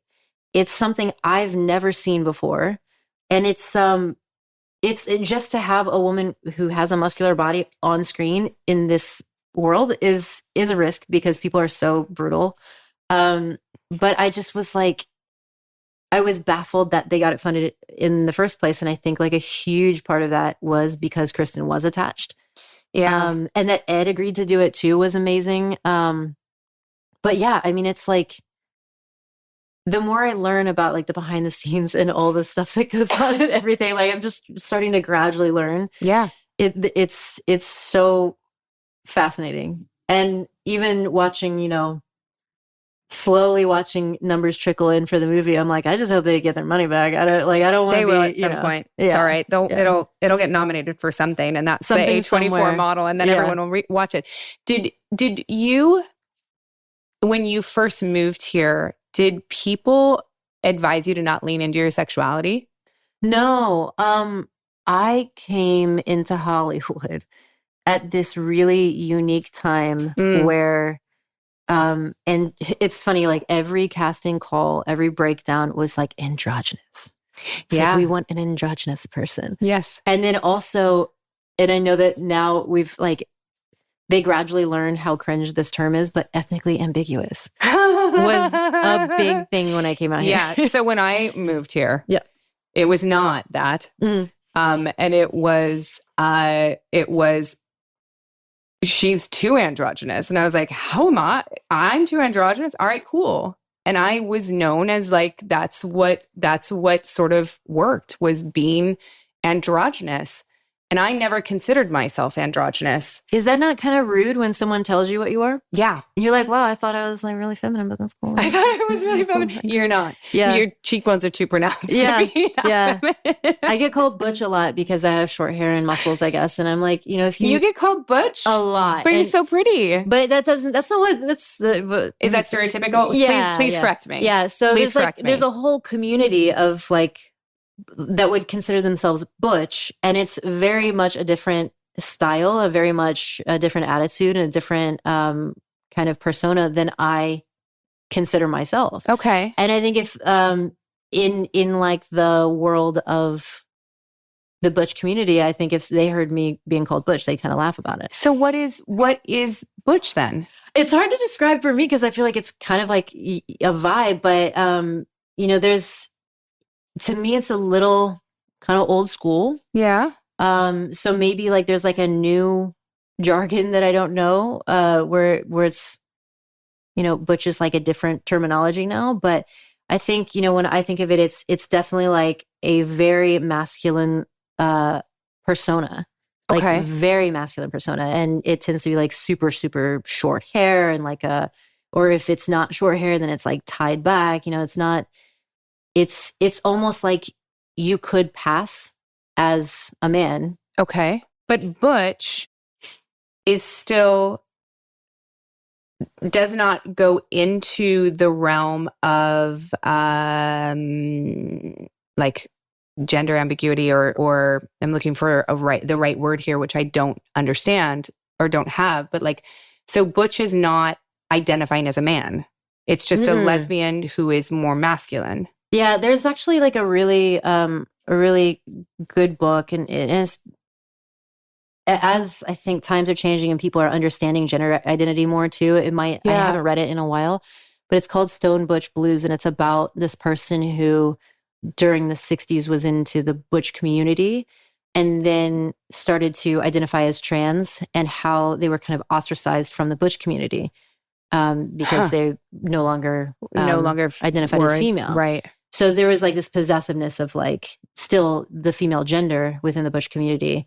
And then if you didn't feel that connection, you were pushed out. And there's actually still, I was talking to someone about this recently, where once they transitioned, they started to feel ostracized from their female friend groups, the community originally, or their original community. And there's still like a whole, people get like weirdly, feel like a sense of ownership about other people's gender sexuality identity and stuff, and sexuality, and then I feel like they're still trying to figure out how to share space in certain communities. So it's really interesting, and it's like constantly evolving. And I think some people are hesitant to adjust. And there's a lot going on right now that it's like, even I'm still learning. It's, it's a process. Well, but I guess that's the thing, right? Is just staying open and having the ability to admit that you don't know or that you're wrong. Yeah. And learn. Yeah. Yeah. Like, because the last thing I would ever want to do is offend somebody. Right. You know what I mean? Yeah. I would never want to intentionally hurt somebody's feelings. Or unintentionally. And I guess that means you then, in order to be an advocate, you have to learn, right? Yeah. Yeah. But then, it's also like, I feel like this is such people's gender expression, gender identity, all of that is also so very personal that it's like, everyone's going to have their own specific feelings about it too. And it's, it's kind of a person to person basis too. Like, I was just talking to one of my friends about, like, I don't like to be referred to as butch. And they were like, well, I do. I love it. And I didn't realize that because what my perception of what like butch would be, they didn't quite fit. Yeah. So I was like, oh, okay, cool. And they see it as a compliment. So, I mean, it's, and not that I see it as an insult. It's just it's not how I see myself. But yeah, it's really interesting. I would go into auditions and they'd be like, well, you're a little too butch. And I'm like, oh, for this lesbian role. you know, like cool. Do you believe that non-lesbians should be able to portray lesbians? Yeah, I just got this, I was talking to Metro, which is like a gay magazine, and he asked me a lot of really good questions where I was like, oh man, I gotta sit here and think. Yeah. But I think that if you have an experience that is so rooted in a character that you can bring something that's so much more tangible to that character, I think that you should. So, and especially with roles that have historically been marginalized, like in the queer community, it was like a career suicide to come out as gay for the longest time. Yeah. And there are still especially so for men, many. Yeah, I was about to say still so many men that I know that haven't come out. Yeah. So I think it's just like, if you really have that experience, I think it's important to find a person that does, if you can. Like, if you go around, like, they're looking for like this, professional bodybuilders for this role, right? I'm not a professional. Neither's the character, but we'll get into that. Yeah. But I had bodybuilding experience. So it was super, super helpful in informing the role. Yeah. Right. But if they couldn't find a bodybuilder and they found a really good actor who could then do their best at bodybuilding, I wouldn't have an issue with that. So like, I think as long as you try to fill it with somebody that has that perspective and experience, that's great. And if you just wind up not finding the right match, then it's fine. Because as actors, like, I feel like you can play gay on screen, it's, but I don't know. That's my cup of. I agree with you. I think that you're right. Like, as long as you do the due diligence to find the person, I agree with you. I also think of someone like Hilary Swank, and her performance in Boys Don't Cry was so powerful. And I believe at that time, finding an actor who would have been able to do that, I don't know if they looked, but it probably wouldn't have been that easy. Well, it would have been. It's funny because now we look back at it with a modern lens, looking back at a movie that was done in the 90s or something. Yeah, probably. Yeah. And it would have been really dangerous for somebody. And it still is, but I think it would have been much more dangerous for someone to come out as trans in that time and be open. And it would have been difficult to find work after that as well. And I'm hoping that times have changed enough now where if that movie were to come out now, they would actually cast a trans person because they would have multiple people to choose from. Well, they would have people to choose from. It wouldn't be like career suicide. You know, it would be safer for them. Yeah. But, then it's also, there's an argument to be said of like, okay, well, what if this person is gay and they're going for a gay role? Are we going to force them to come out to tell people that, so there's like, I think there was like Amazon or somebody that was going to do only authentic casting. And it was like, okay, so can I now not play a straight character? Right. Because you're doing only authentic casting. Right. But there's so many straight roles and there's so few gay roles, Yeah. So I think there are a lot of little things to look at and think about. And I think as long as we're trying to be mindful of it and keep evolving and, trying to appreciate people's experiences, I think it's like, it is at the end of the day, we're making movies and having fun, hopefully. Hopefully. Do you consider yourself to be a role model for young women growing up with a similar experience that you had? It's hard for me to consider myself a role model necessarily. Like I've always just tried to be a good person, regardless of, I guess, who's looking, because I think that that's how we should be. So that's what I do. And if people take from that and are inspired by it, that's great. But I will say, also growing up, not seeing anybody that looked like me on screen was like a big deterrent for me thinking that I was able to come out and do this job. So I do think that it's important to see yourself on screen and see yourself represented if this is a career that you want to pursue, but also, to relate to a character in a different way that you might not ever have had the opportunity to before. Representation is so important in every single career opportunity and Yeah. path.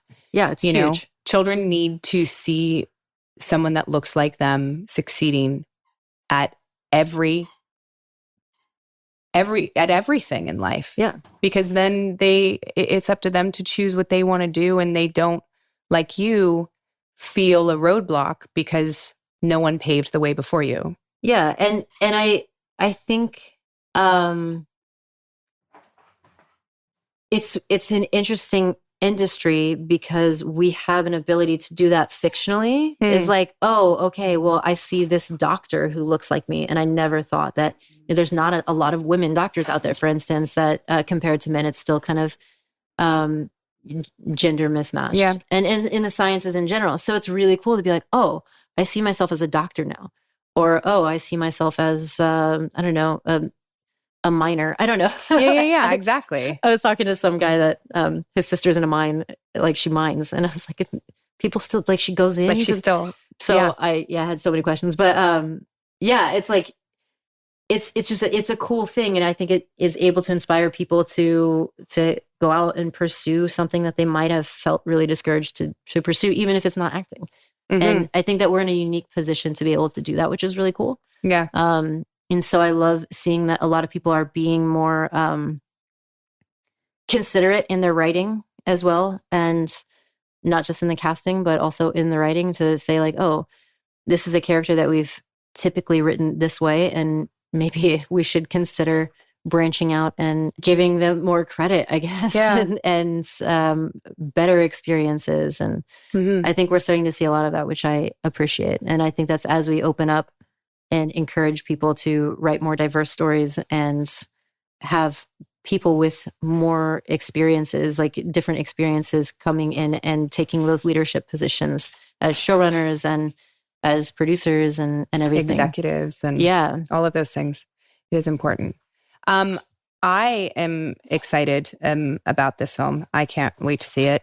And we didn't even talk about Star Wars. And I'm it doesn't matter because it's not, it's I don't even know the obvious ever thing. What's happening in Star Wars. No one tells me anything. No one tells me anything. I'm sure. No. Why would they? They don't, because I don't need to know. Yeah. They know I'll show up. Right. This has been really awesome. Tell people where they can find you, where the movie is playing, when, like how they can access it, all those good things. My address is no. Okay. Yeah, exactly. You can say, hey, we'll kill them if they try to come in the door. Yeah. You can find me at the Katy O. It's TheKatyo. So many different ways to spell Katie. It's true. On pretty much any social media thing that I have. I have one video on TikTok. Oh, you too? I think I have like 8. I always try. I just think that I need to not do it anymore. I'm not that person. I can't. I'm good. And the movie is out. Love Lies Bleeding is in theaters in the US, pretty much in every state, I think, right now. Okay. It will come out in the UK in early May, I believe. I'm just going to start throwing out random dates.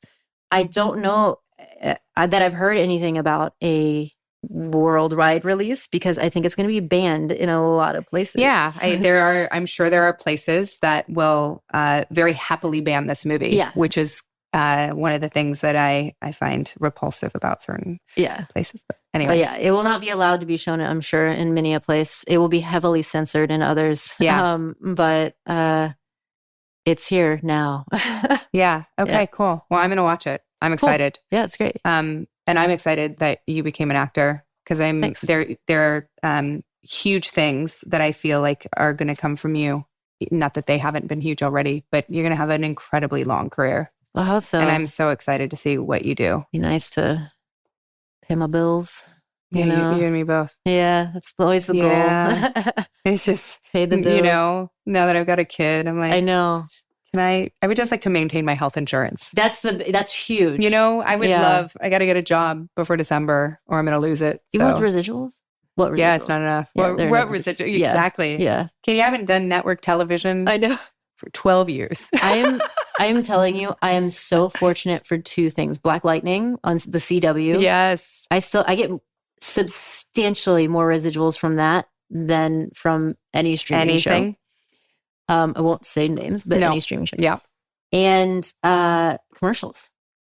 Yeah. I did a SAG commercial 2 or 3 years ago. What was it? It was a Lexus commercial. Oh, the only commercial I've ever done is an OB tampon commercial. Incredible. Yeah. Incredible. Lexus is nice. Was it a Christmas commercial? No, I don't even know. Like, no one has seen it. Obviously, I've never seen it. You've never seen it? I've never seen it. I know it's still playing because I'm still you're getting money. And that, congratulations. Yeah, that has been with the strike and everything has been a luxury for sure. Yeah. And I'm always surprised because I'm like, well, where are they playing this commercial? Yeah. But yeah, I don't know. This is such a silly, and the way they do our insurance is so silly. It's so stupid. It's so stupid. Like, you'd think after 27 years of paying my dues and always working in this industry and the amount of money that I've, paid in, that I would get grandfathered into insurance at a certain point. Yeah. Or at least they could kind of have some flexibility. Be like, okay, well, you like way over earned this year or this year. Yeah. Let's we're going to let it carry over for 10 years. Exactly. That would be so lovely. How about that? That would be lovely. Yeah. On that note, before we dissect the American medical system. Oh my God. This has been awesome. Yeah, thank you. Thank you very much. Thanks so much. You guys, it's been Katy O'Brian.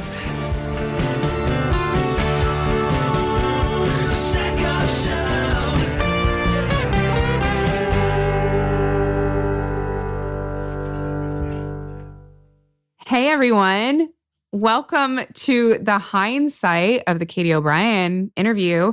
I am your host for the Hindsight, Katie Sackhoff, along with my friends Jeff and Casper. Yo. Hey, guys. Hello. I was just saying that I actually kind of did some preparation for this Hindsight because I realized, granted, I was like completely sick when we did the last Hindsight, but I got off and I said to Robin, I was like, I was all over the place. I don't even know what I said. Are you feeling better now? Yes. However, everyone in my house is sick. Oh, no. Except the baby. Great. And my father-in-law. Everyone else has something, including our nanny, who is hasn't been here for 3 days because she's so sick. So, and I tried so hard, you guys. It makes me feel like such a shitball because from the moment Granger was born, I have had a mask on my face. I slept with that fucking mask on. I showered with it on because my daughter wanted to take a shower with me. I had that mask on my face the entire time. And Ginny got it first, and then Robin, and then my mother-in-law, our nanny in there as well. And I feel great. So, I still have a cough, but I can't imagine that that's doing anything. So yeah, thanks for asking. Wouldn't showering with a mask on be kind of like waterboarding? It was. I just want to let you know it was. And I have been waterboarded, Casper. What? Yes. So for my episode of 24, for anyone who hasn't seen 24, it's many years ago. It was like 2008. Working with Kiefer was like a dream come true. I love the man. He is 100% committed to everything he does. He's also a bit of a loose cannon for all the things you could possibly imagine. Right. But he is wonderful. And I always, if I'm working with someone that wants to go 110%, I am right there with you, especially with the physicality and my character gets waterboarded. And they legitimately waterboarded me. You're kidding. Yeah, it was a lot. It was... It sounds like a lot. Yeah. It was a lot. At least I'm pretty sure it was 24. I don't think it was they were waterboarding everybody on 24. Then it was 24.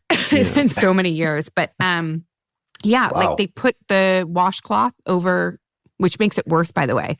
So when you get waterboarded, if they waterboard you through a washcloth, you can't breathe. Yeah. You cannot breathe. It's something to know. It's something to know. It was 24. There's an interview you did in 2010 about being waterboarded. Oh, well, there you go. Look, it's always good to have these things in your bag of experiences, because if I ever get kidnapped and they bring out the water and the washcloth, I'll be like, no, loose noodle. What do you want to know?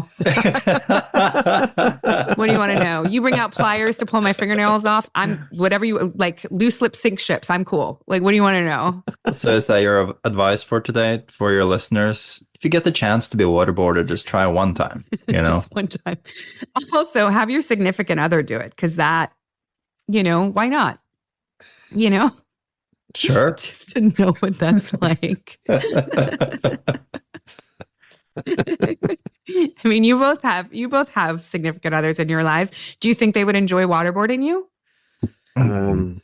No, I don't think so. No? I don't think she would enjoy it. No. I think my wife could get down with it potentially. Yeah, I know Casper's wife. I can see that. Doesn't surprise me. Yeah. It doesn't surprise me. I like it. I mean, you also knew all about feet last episode, right? Didn't you? Who, me? No, Casper. Oh, yeah. I knew about the site because I heard it in a different podcast, I'm not affiliated with the feet world. Okay. Okay. It's good to clear that up. It's good to clear that up. Yeah. But yeah, so everyone deserves to be waterboarded once or twice in their lives. And for anybody who has legitimately been waterboarded, not for funsies, I'm really sorry. And I hope that this doesn't trigger you. Trigger warning for waterboarding. I mean, listen, there's some heavy shit that's gone down, I would imagine, in some detention centers around the world. Oh, yes. Yeah. Well, on that note, let's talk. Obviously, thought you were I still have better. my cough. I am. Like I said, the cough won't go away. It's just there. Every once in a while, it's like this little, it's this little bag of phlegm that's sitting in the base of my throat that just wants to come up every once in a while. I heard there's this really good trick to get rid of it. If you lay on your back and put a washcloth over your face and then have someone pour water on you. It just washes it right down. It just washes it right down, yeah. It just washes it right down. I'll try that after this. Right after this, I'll have Robin do it. So Katie's episode. Yeah. Yeah. Do you like talking to people that you share a name with? It's so funny that you say that because when I look at Katee, I actually see the Y at the end of her name. Yeah, she does. I do. Because it's a very different spelling. It's it's a different thing. It's you're Katee with a Y. That's rare. That's not normal. I really wanted to talk to Katee because, and she talks about it, when she was on The Mandalorian, you could tell that she was bigger than the role that she was in the moment, in the sense that she wasn't just a background performer. She had some lines, she was there. And so when you're interacting with people, not that I treat background vastly different from anybody else, everybody gets respect, but the people that have dialogue in scenes, the people that are featured in a scene, you just have more interaction with. You talk with them more because you're sitting around during rehearsals more, things like that. So they're just more, they're more prevalent just in their actual appearance around and their attendance to things. So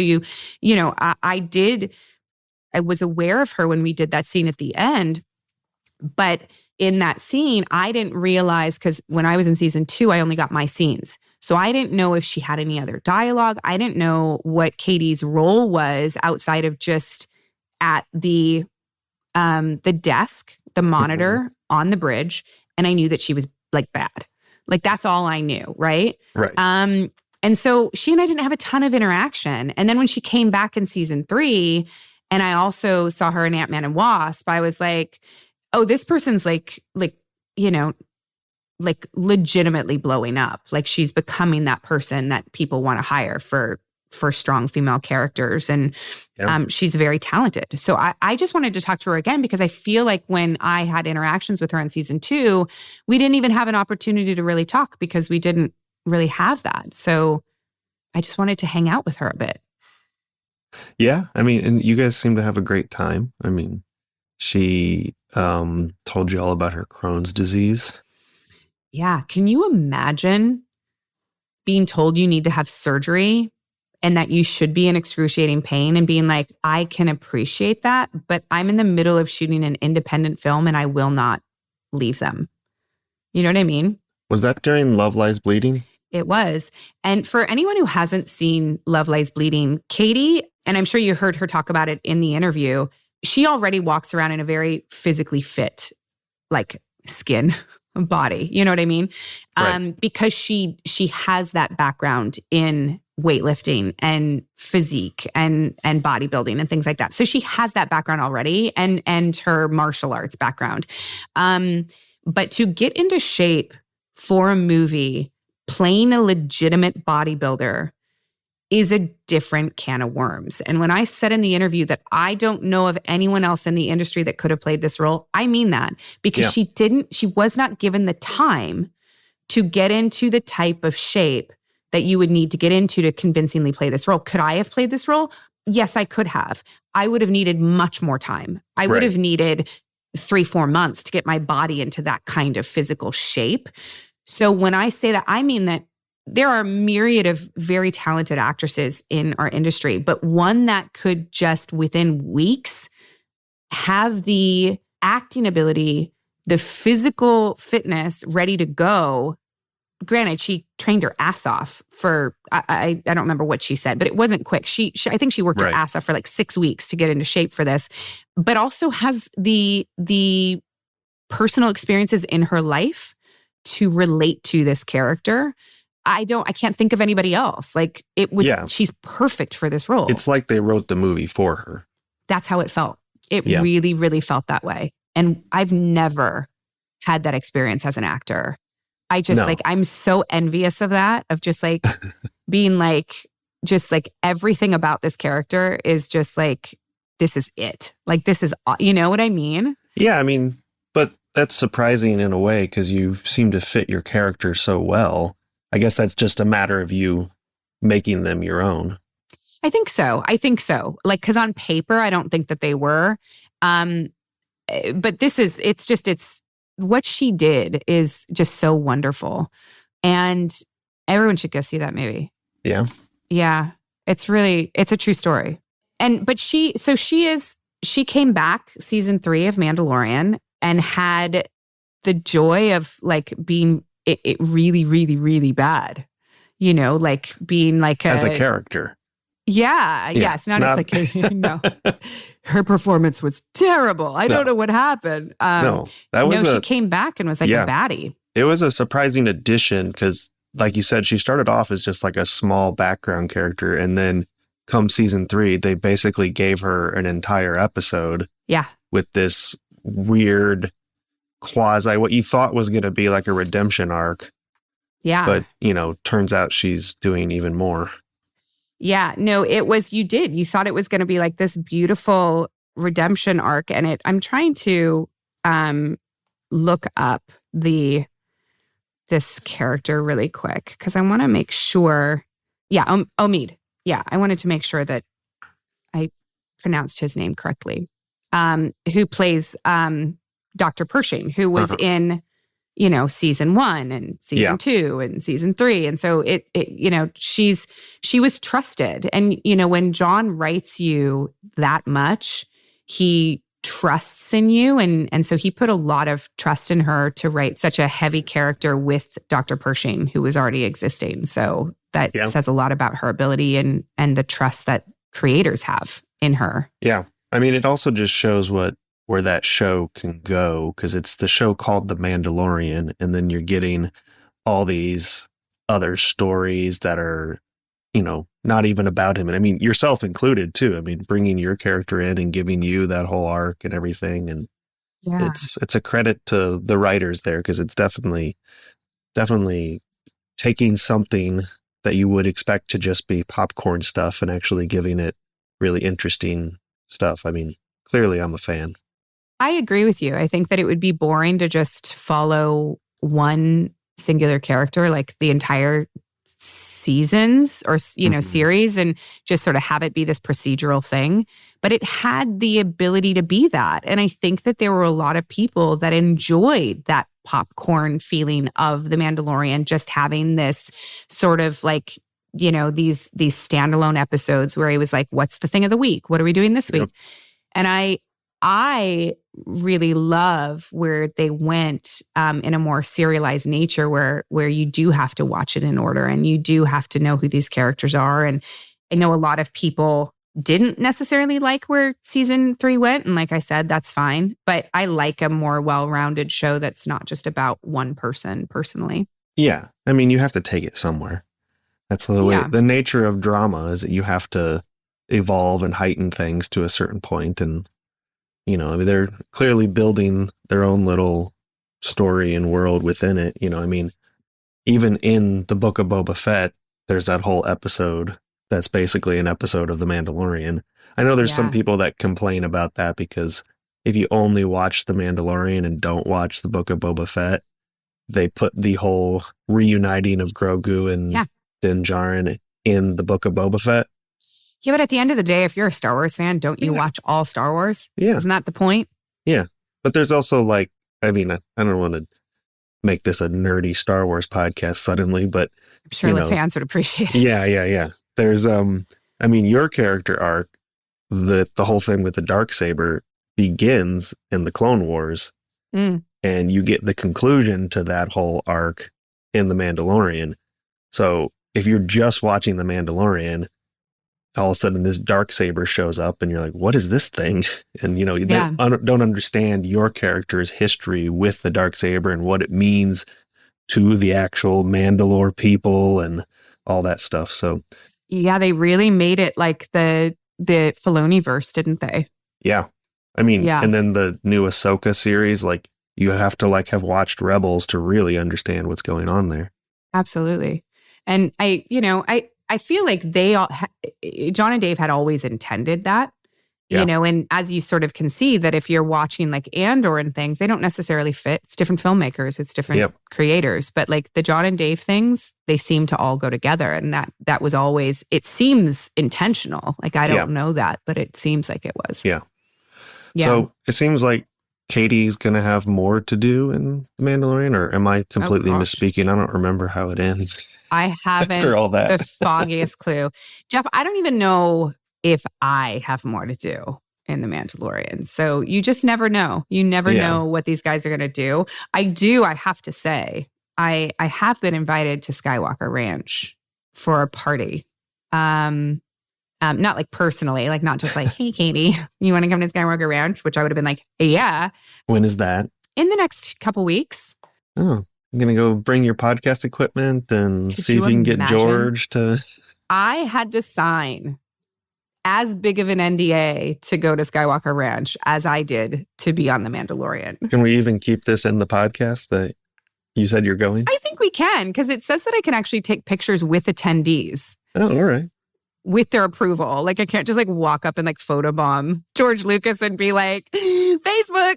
Yeah. It's going to be me, just like crazy guest, like behind every person, just like photobomb. And then I'm going to put it all up on Instagram the next day. Yeah. We'll have to get you a little card that says, hi, do you want to be on my podcast? Please call me. It's true. It's very true. Yeah, look, there is always an opportunity to find people that I want to be on the podcast. And it goes into every single choice I make these days. Like, my husband was like, hey, do you want to come to this wedding in Vancouver with me? And I was like, yeah, of course I'll go to the wedding with you. And then I started thinking, and I was like, wait, do I know any actors that I could get when I'm in Vancouver? And then I was like, I do. I could record Grace Park and Jewel State while I'm in Vancouver. There you go. So I would love to come to that wedding with you. So it's like it's like everything I do now. I'm like, you know, one of the things that I liked about Katie was that she's a legitimate badass. Yeah. Like, she doesn't just pretend like I do, you know, like she has martial arts training, years of martial arts training since she was like 5 years old, because she was bullied when she was in kindergarten by older kids. Like, come on, you know? Yeah. That's awful. So much so that her dad signed her up for karate. And, you know, she's, you know, had this martial arts training for years. She was a bodybuilder. She was a police officer. She just did a little side gig while she was trying to get into acting. You know, I've never met somebody who was like in college and they were like, hey, for career day, do you want to maybe be a cop? But not sure. not like for realsies, but like, yes, for realsies, we'll give you a gun. Like, it just seems like maybe they didn't think this through. It was like a campus police officer or something, right? It was. So it was, from the way that Katee explains it, her college in Indiana offered a job opportunity where you could go through the police academy and be a police officer in that jurisdiction, which was the college campus. Yeah. But like, you're still just a college student. I mean, some people join a sorority, some people become a cop on campus. Like, it just seems like, I mean, it is so crazy to me that I mean, there are a lot of young kids that handle guns beautifully. But I'm also a little that part struck me as strange. Right? Yeah. Like, how much shit's going down on college campus that you need a gun? It just feels uniquely American. Right. I think that's how it felt to me. It was like just incredibly uniquely American. But, you know, it also sounds to me like, knowing Katee's temperament, it's not like, I don't think that they were allowing, you know, crazy college students. You don't think she was popping off any shots? No, not for the dog poop incident. No. I don't think so. I don't think so. Right. But I just thoroughly enjoyed the episode. I like the fact that there were dogs barking, which we'll probably cut out. But it was like, there were dogs barking all over the place. They had a rescue squirrel that they had just housed that morning. Wow, that's some real Bob Ross stuff. Yeah, like they take in, I think one of their dogs had on a diaper, like it was a rescue dog that they were trying to adopt out. So she and her wife Kylie are like hearts of gold when it comes to animals. Yeah. Yeah. Did you hear all these dogs going crazy over here just a minute ago? I did. Are you going to get attacked by another dog and have to call the attorneys at large? What are they called? Jacoby and Myers? Jacoby and Myers. There's our free sponsorship for Jacoby and Myers, my law firm that is representing me in my dog attack. No, these ones are safely behind another wall. They're my neighbor's dogs. Oh, okay. I'm not just randomly getting attacked by dogs. It's like Turner and Hooch over there. Yeah. It's like some huge mastiffs like jumping in your window. What would you guys do if on this Zoom call you just saw a dog come in and start attacking me right now? Would you just keep the podcast going? I think I would call Jacoby and Myers really quick and be like, I think Jeff's going to need some help really quick. I don't know. That would be really weird. That's like those horror movies where someone sees the killer behind you and you're like, there's someone behind you. Yeah. Yeah. Well, I appreciate you guys not saying I would call the police or call for help. I don't know. I mean, maybe I would call 911. It would probably take the Los Angeles police so long to get there. They'd be like, oh, it's just a dog? Okay, never mind. A dog attacking you live, I feel like you have to take it on, Jeff. Either you win or you lose. Like by the time the police get there, one of you is dead. Well, if a dog attacked me live, this would definitely become a video podcast. Yeah. It's true. It's true. Do you want to look at some comments? Or is there anything else you want to say about Katee? No, not at all. Although I think it's, I was a little concerned when we got to the part where we were talking about gender and how, you know, there are certain things that upset people, you know, because you're told this all the time, or it's something that gets you the wrong way. For me, it's like people think I'm Canadian. You know, for Katee, it's being called butch.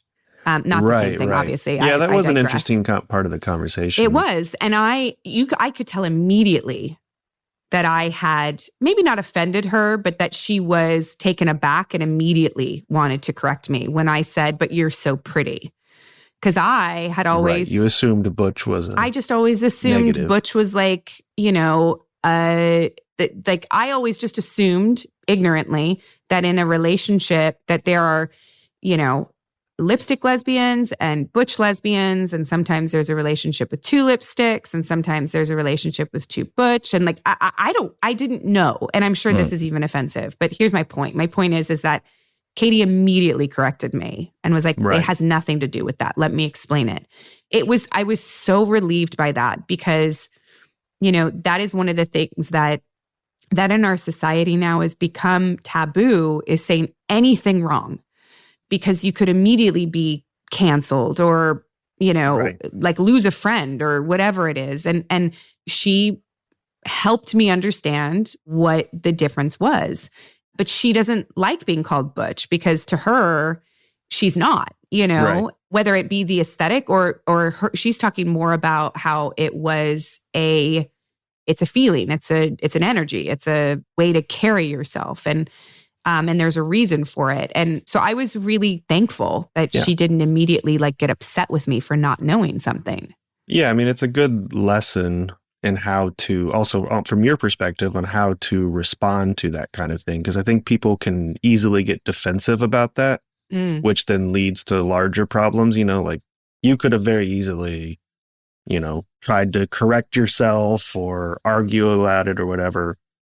But by just stopping, listening, apologizing, and correcting, that's the best way to handle those situations. Because I think there's so much changing in society now about how people want to be referred to or different ways to respect people and different things, that it can be complicated. And I think the best way for people that struggle with that to handle it is just listen and apologize if you've messed up and then do better.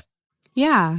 And I think one of the things she said, which also rang so true, is that somebody else's sexuality has nothing to do with you. Right.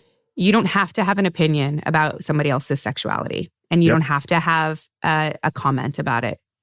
You just stay open, or if it bothers you, don't pay attention. Yep. That's it. Yep. Let's look at some comments though. Yeah. Let's look at some comments. Okie dokie, artichokey. Jackson says, please have Trisha Helfer on. I love watching you two talk. I love talking to Trisha. At one point we talked about doing a podcast together, but then we were both in Georgia and it was like, well, how the fuck are we going to do that? So, It could still happen. It could still happen. You can do anything nowadays. Yeah, it's true. You can. I would love to do a podcast with Trisha about like aging. I think it'd be really interesting to talk about aging. I had somebody the other day on TikTok. Fucking hate TikTok. Somebody on TikTok say she got old, and it's like, yeah, dude. Yeah. Fucking What do you think happens to happens? everyone. The alternative is you're dead. Like, what do you want? You know what I mean? Like, yeah, it's true. And then I basically said to him, I said, you try to age or try to get age without getting older. Good luck. I'm absolutely sure that person was the most attractive person in the world who was commenting on that. It's always the people behind a locked account. Yes. Always. Yeah. It's always the people behind a locked account that say the worst things. Well, tell us, I guess, if you're listening to this, tell us how much money you would pay us to make a Trisha and Katy podcast. It's true. If you guys want a Trisha and Katy podcast that is separate from the Sackhoff show, you let me know. Yeah. You let me know. You never know. And let us know what it's about. Can't be about Battlestar. Can't be about sci-fi. No sci-fi, no Battlestar. No. It's going to be, for your fan base, I think it should be about skincare and right? clothes, fashion. You know what I want to do a podcast about? I want to do a podcast about like sexuality and female sexuality as you age and aging, just aging as a woman. I think that there's so much that goes into it. I talked about this a little bit with Katy, how my testosterone was off by like, you know, and all of a sudden I was having a problem losing like belly fat. That was never a problem for me. Went on testosterone. And within a week, I was like, oh, well, this is fancy. You know, I would love to do a podcast talking about like hormone replacement and sex as you get older. It's a very different thing having sex with an older woman. Yeah. And listen to Casper and I being co-host on that as well. Oh my God. Could you guys please be the co-host if we did that? That'd be fucking hysterical. Let's just split female sexuality and Formula One podcast together. I would love that. I would love to talk to Susie Wolf about hormones and sex and Formula One. So Real Coach Mark says, I can only imagine the pressure that actors feel every day in their life. You are there creating the worlds and fantasies that we escape our real lives to indulge in. You create a facade that we come to expect from you and fail to realize that you're real when you step away from the screen.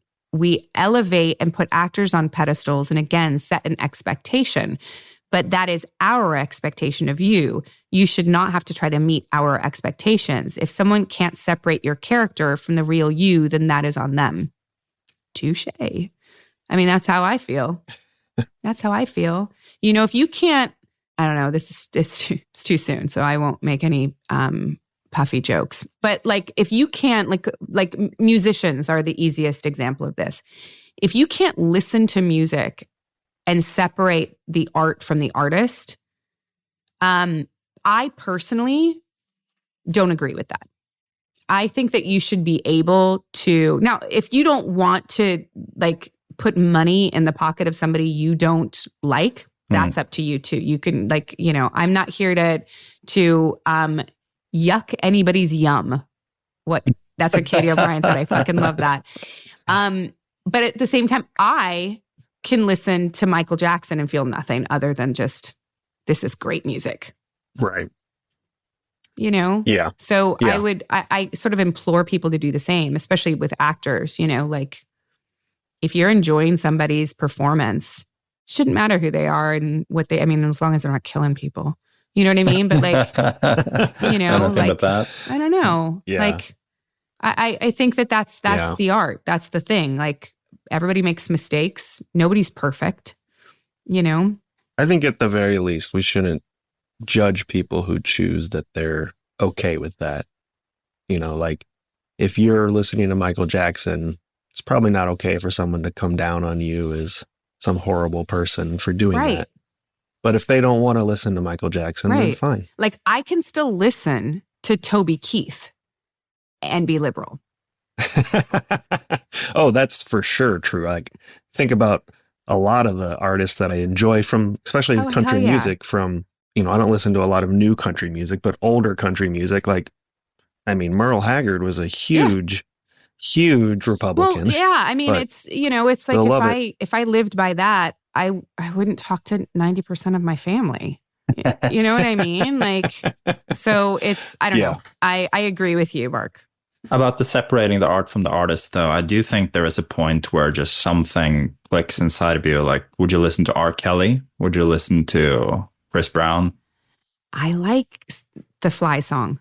Like, if I heard that song, I Believe I Can Fly, I'd be like, fuck, that's cool. Yeah. I like that song. But I'm not going to like put on an R. Kelly album. I don't have any R. Kelly. But if I heard that song, I'd be like, wow. But you're right. Totally. Now that you mention it, I only see him peeing on people. Wasn't that part of the thing? Like he was arrested for? It's just, yeah. Yeah. It's just ruining Space Jam for you. Man, it's true. Gosh dang it. Now you did. Thanks, Jeff.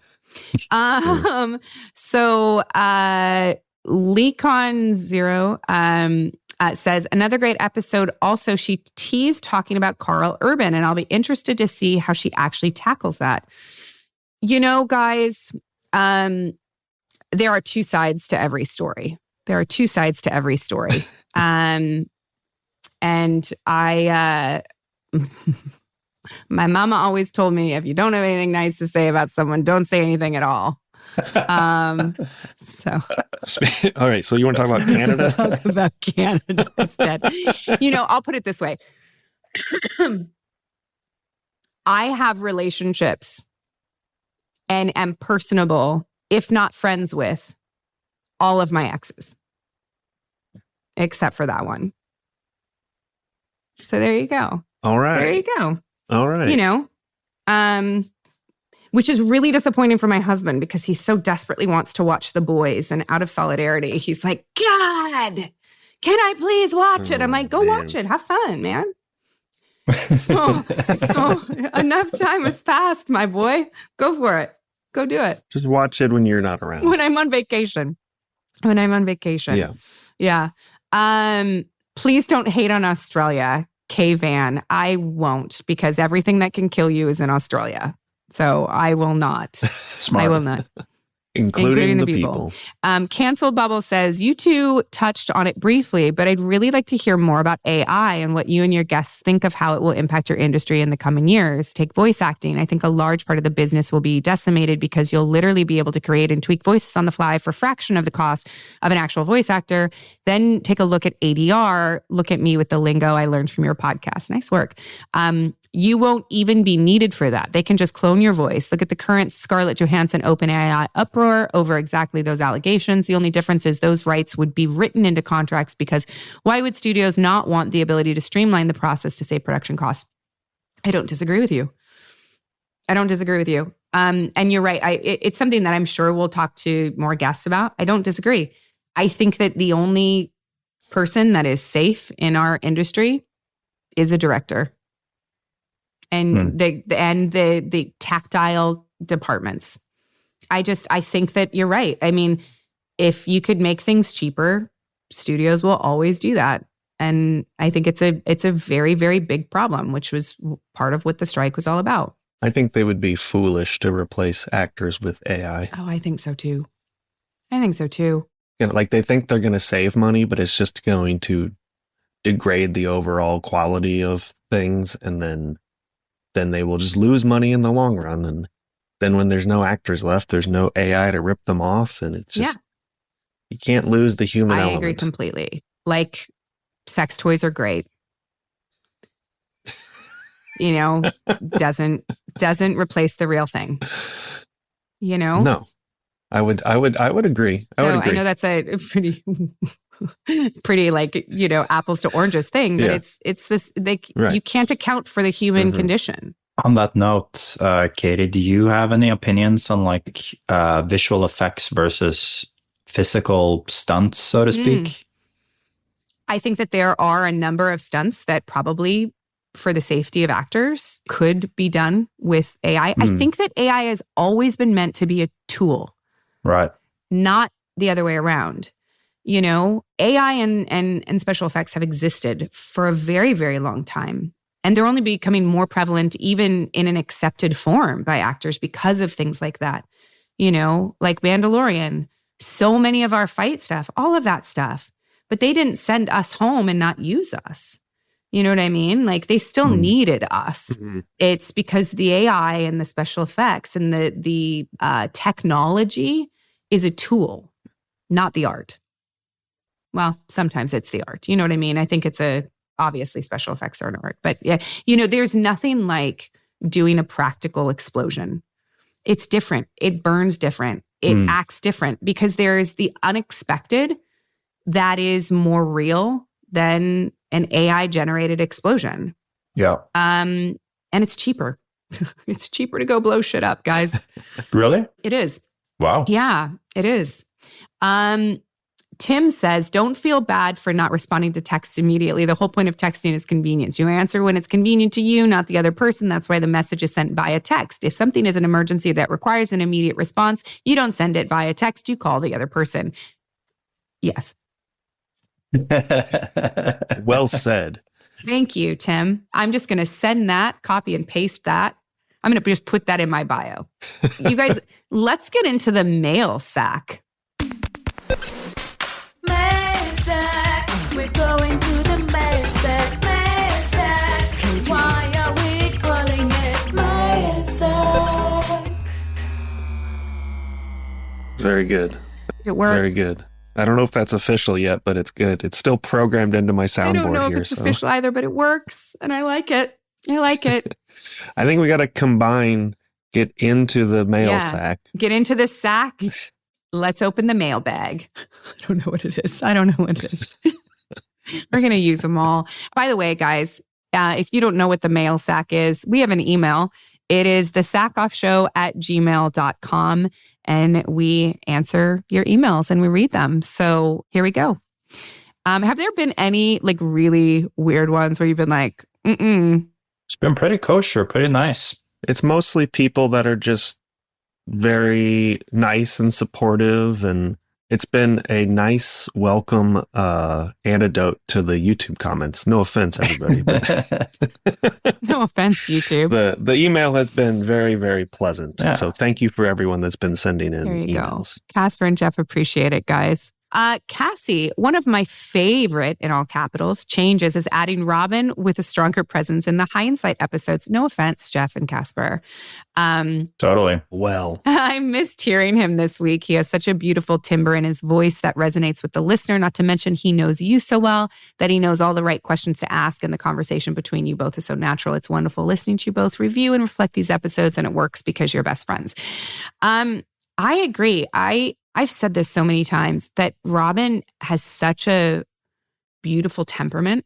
He doesn't get, like, if he's angry, you're in trouble. it's still pleasant to listen to. I mean, he's Canadian.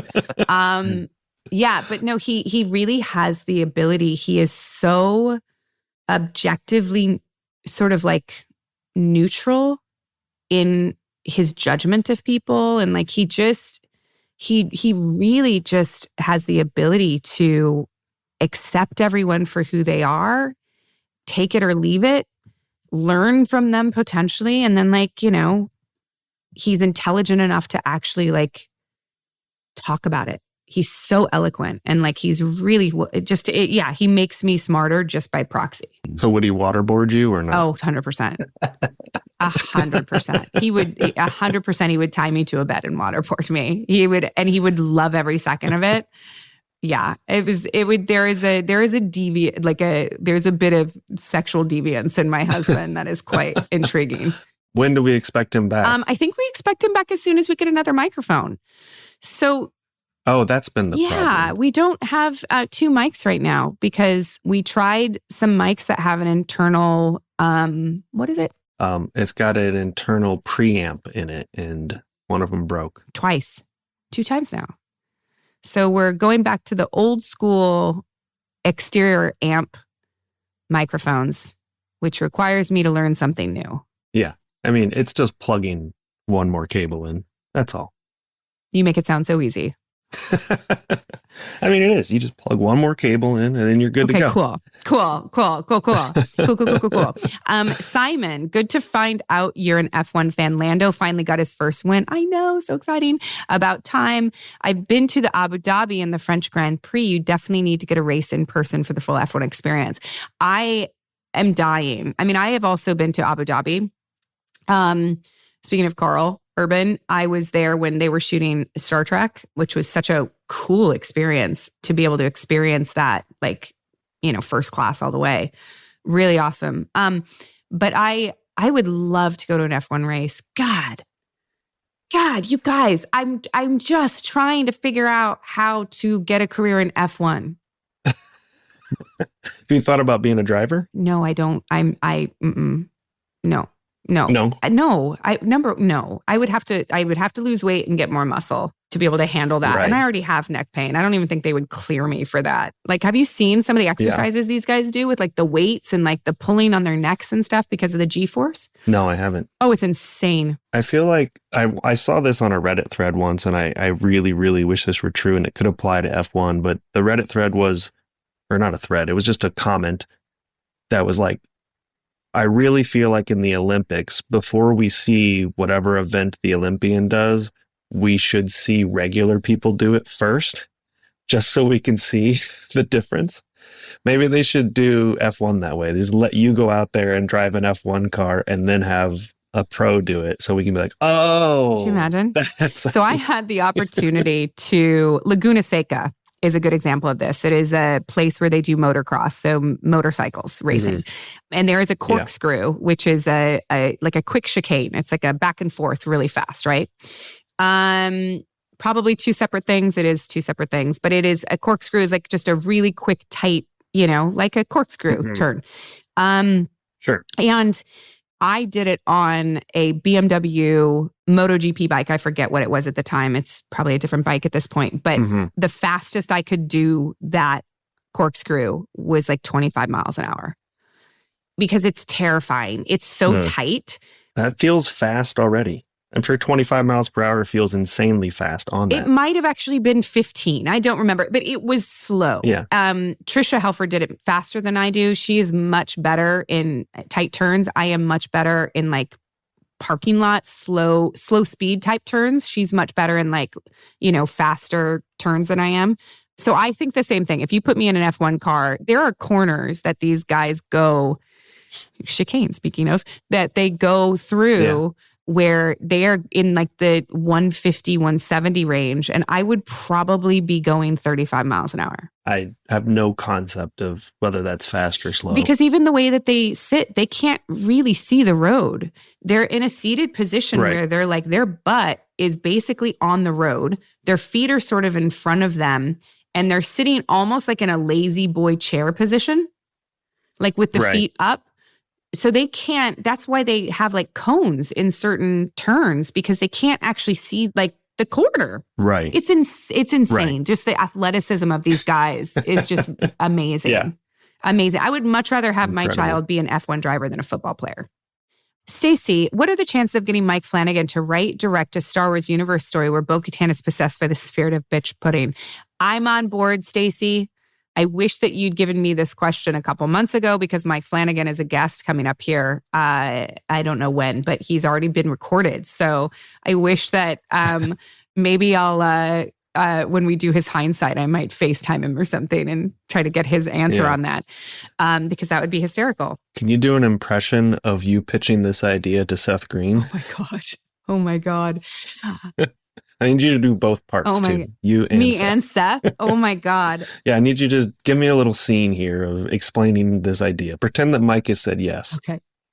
And you've gotten Disney's permission.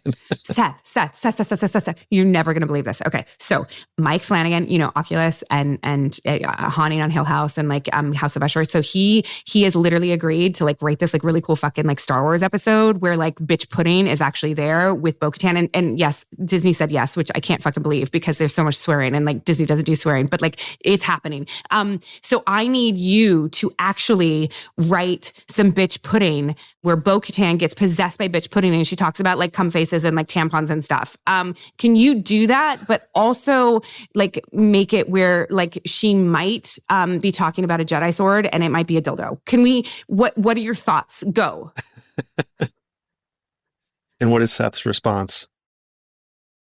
Yeah, like I think that, I think that we could make that work, Katie. I think that we could, let me talk to Matt about it and see what we can come up with. Cause I feel like that. Yeah. Dude. Let's do this. I feel like there's no world where he says no.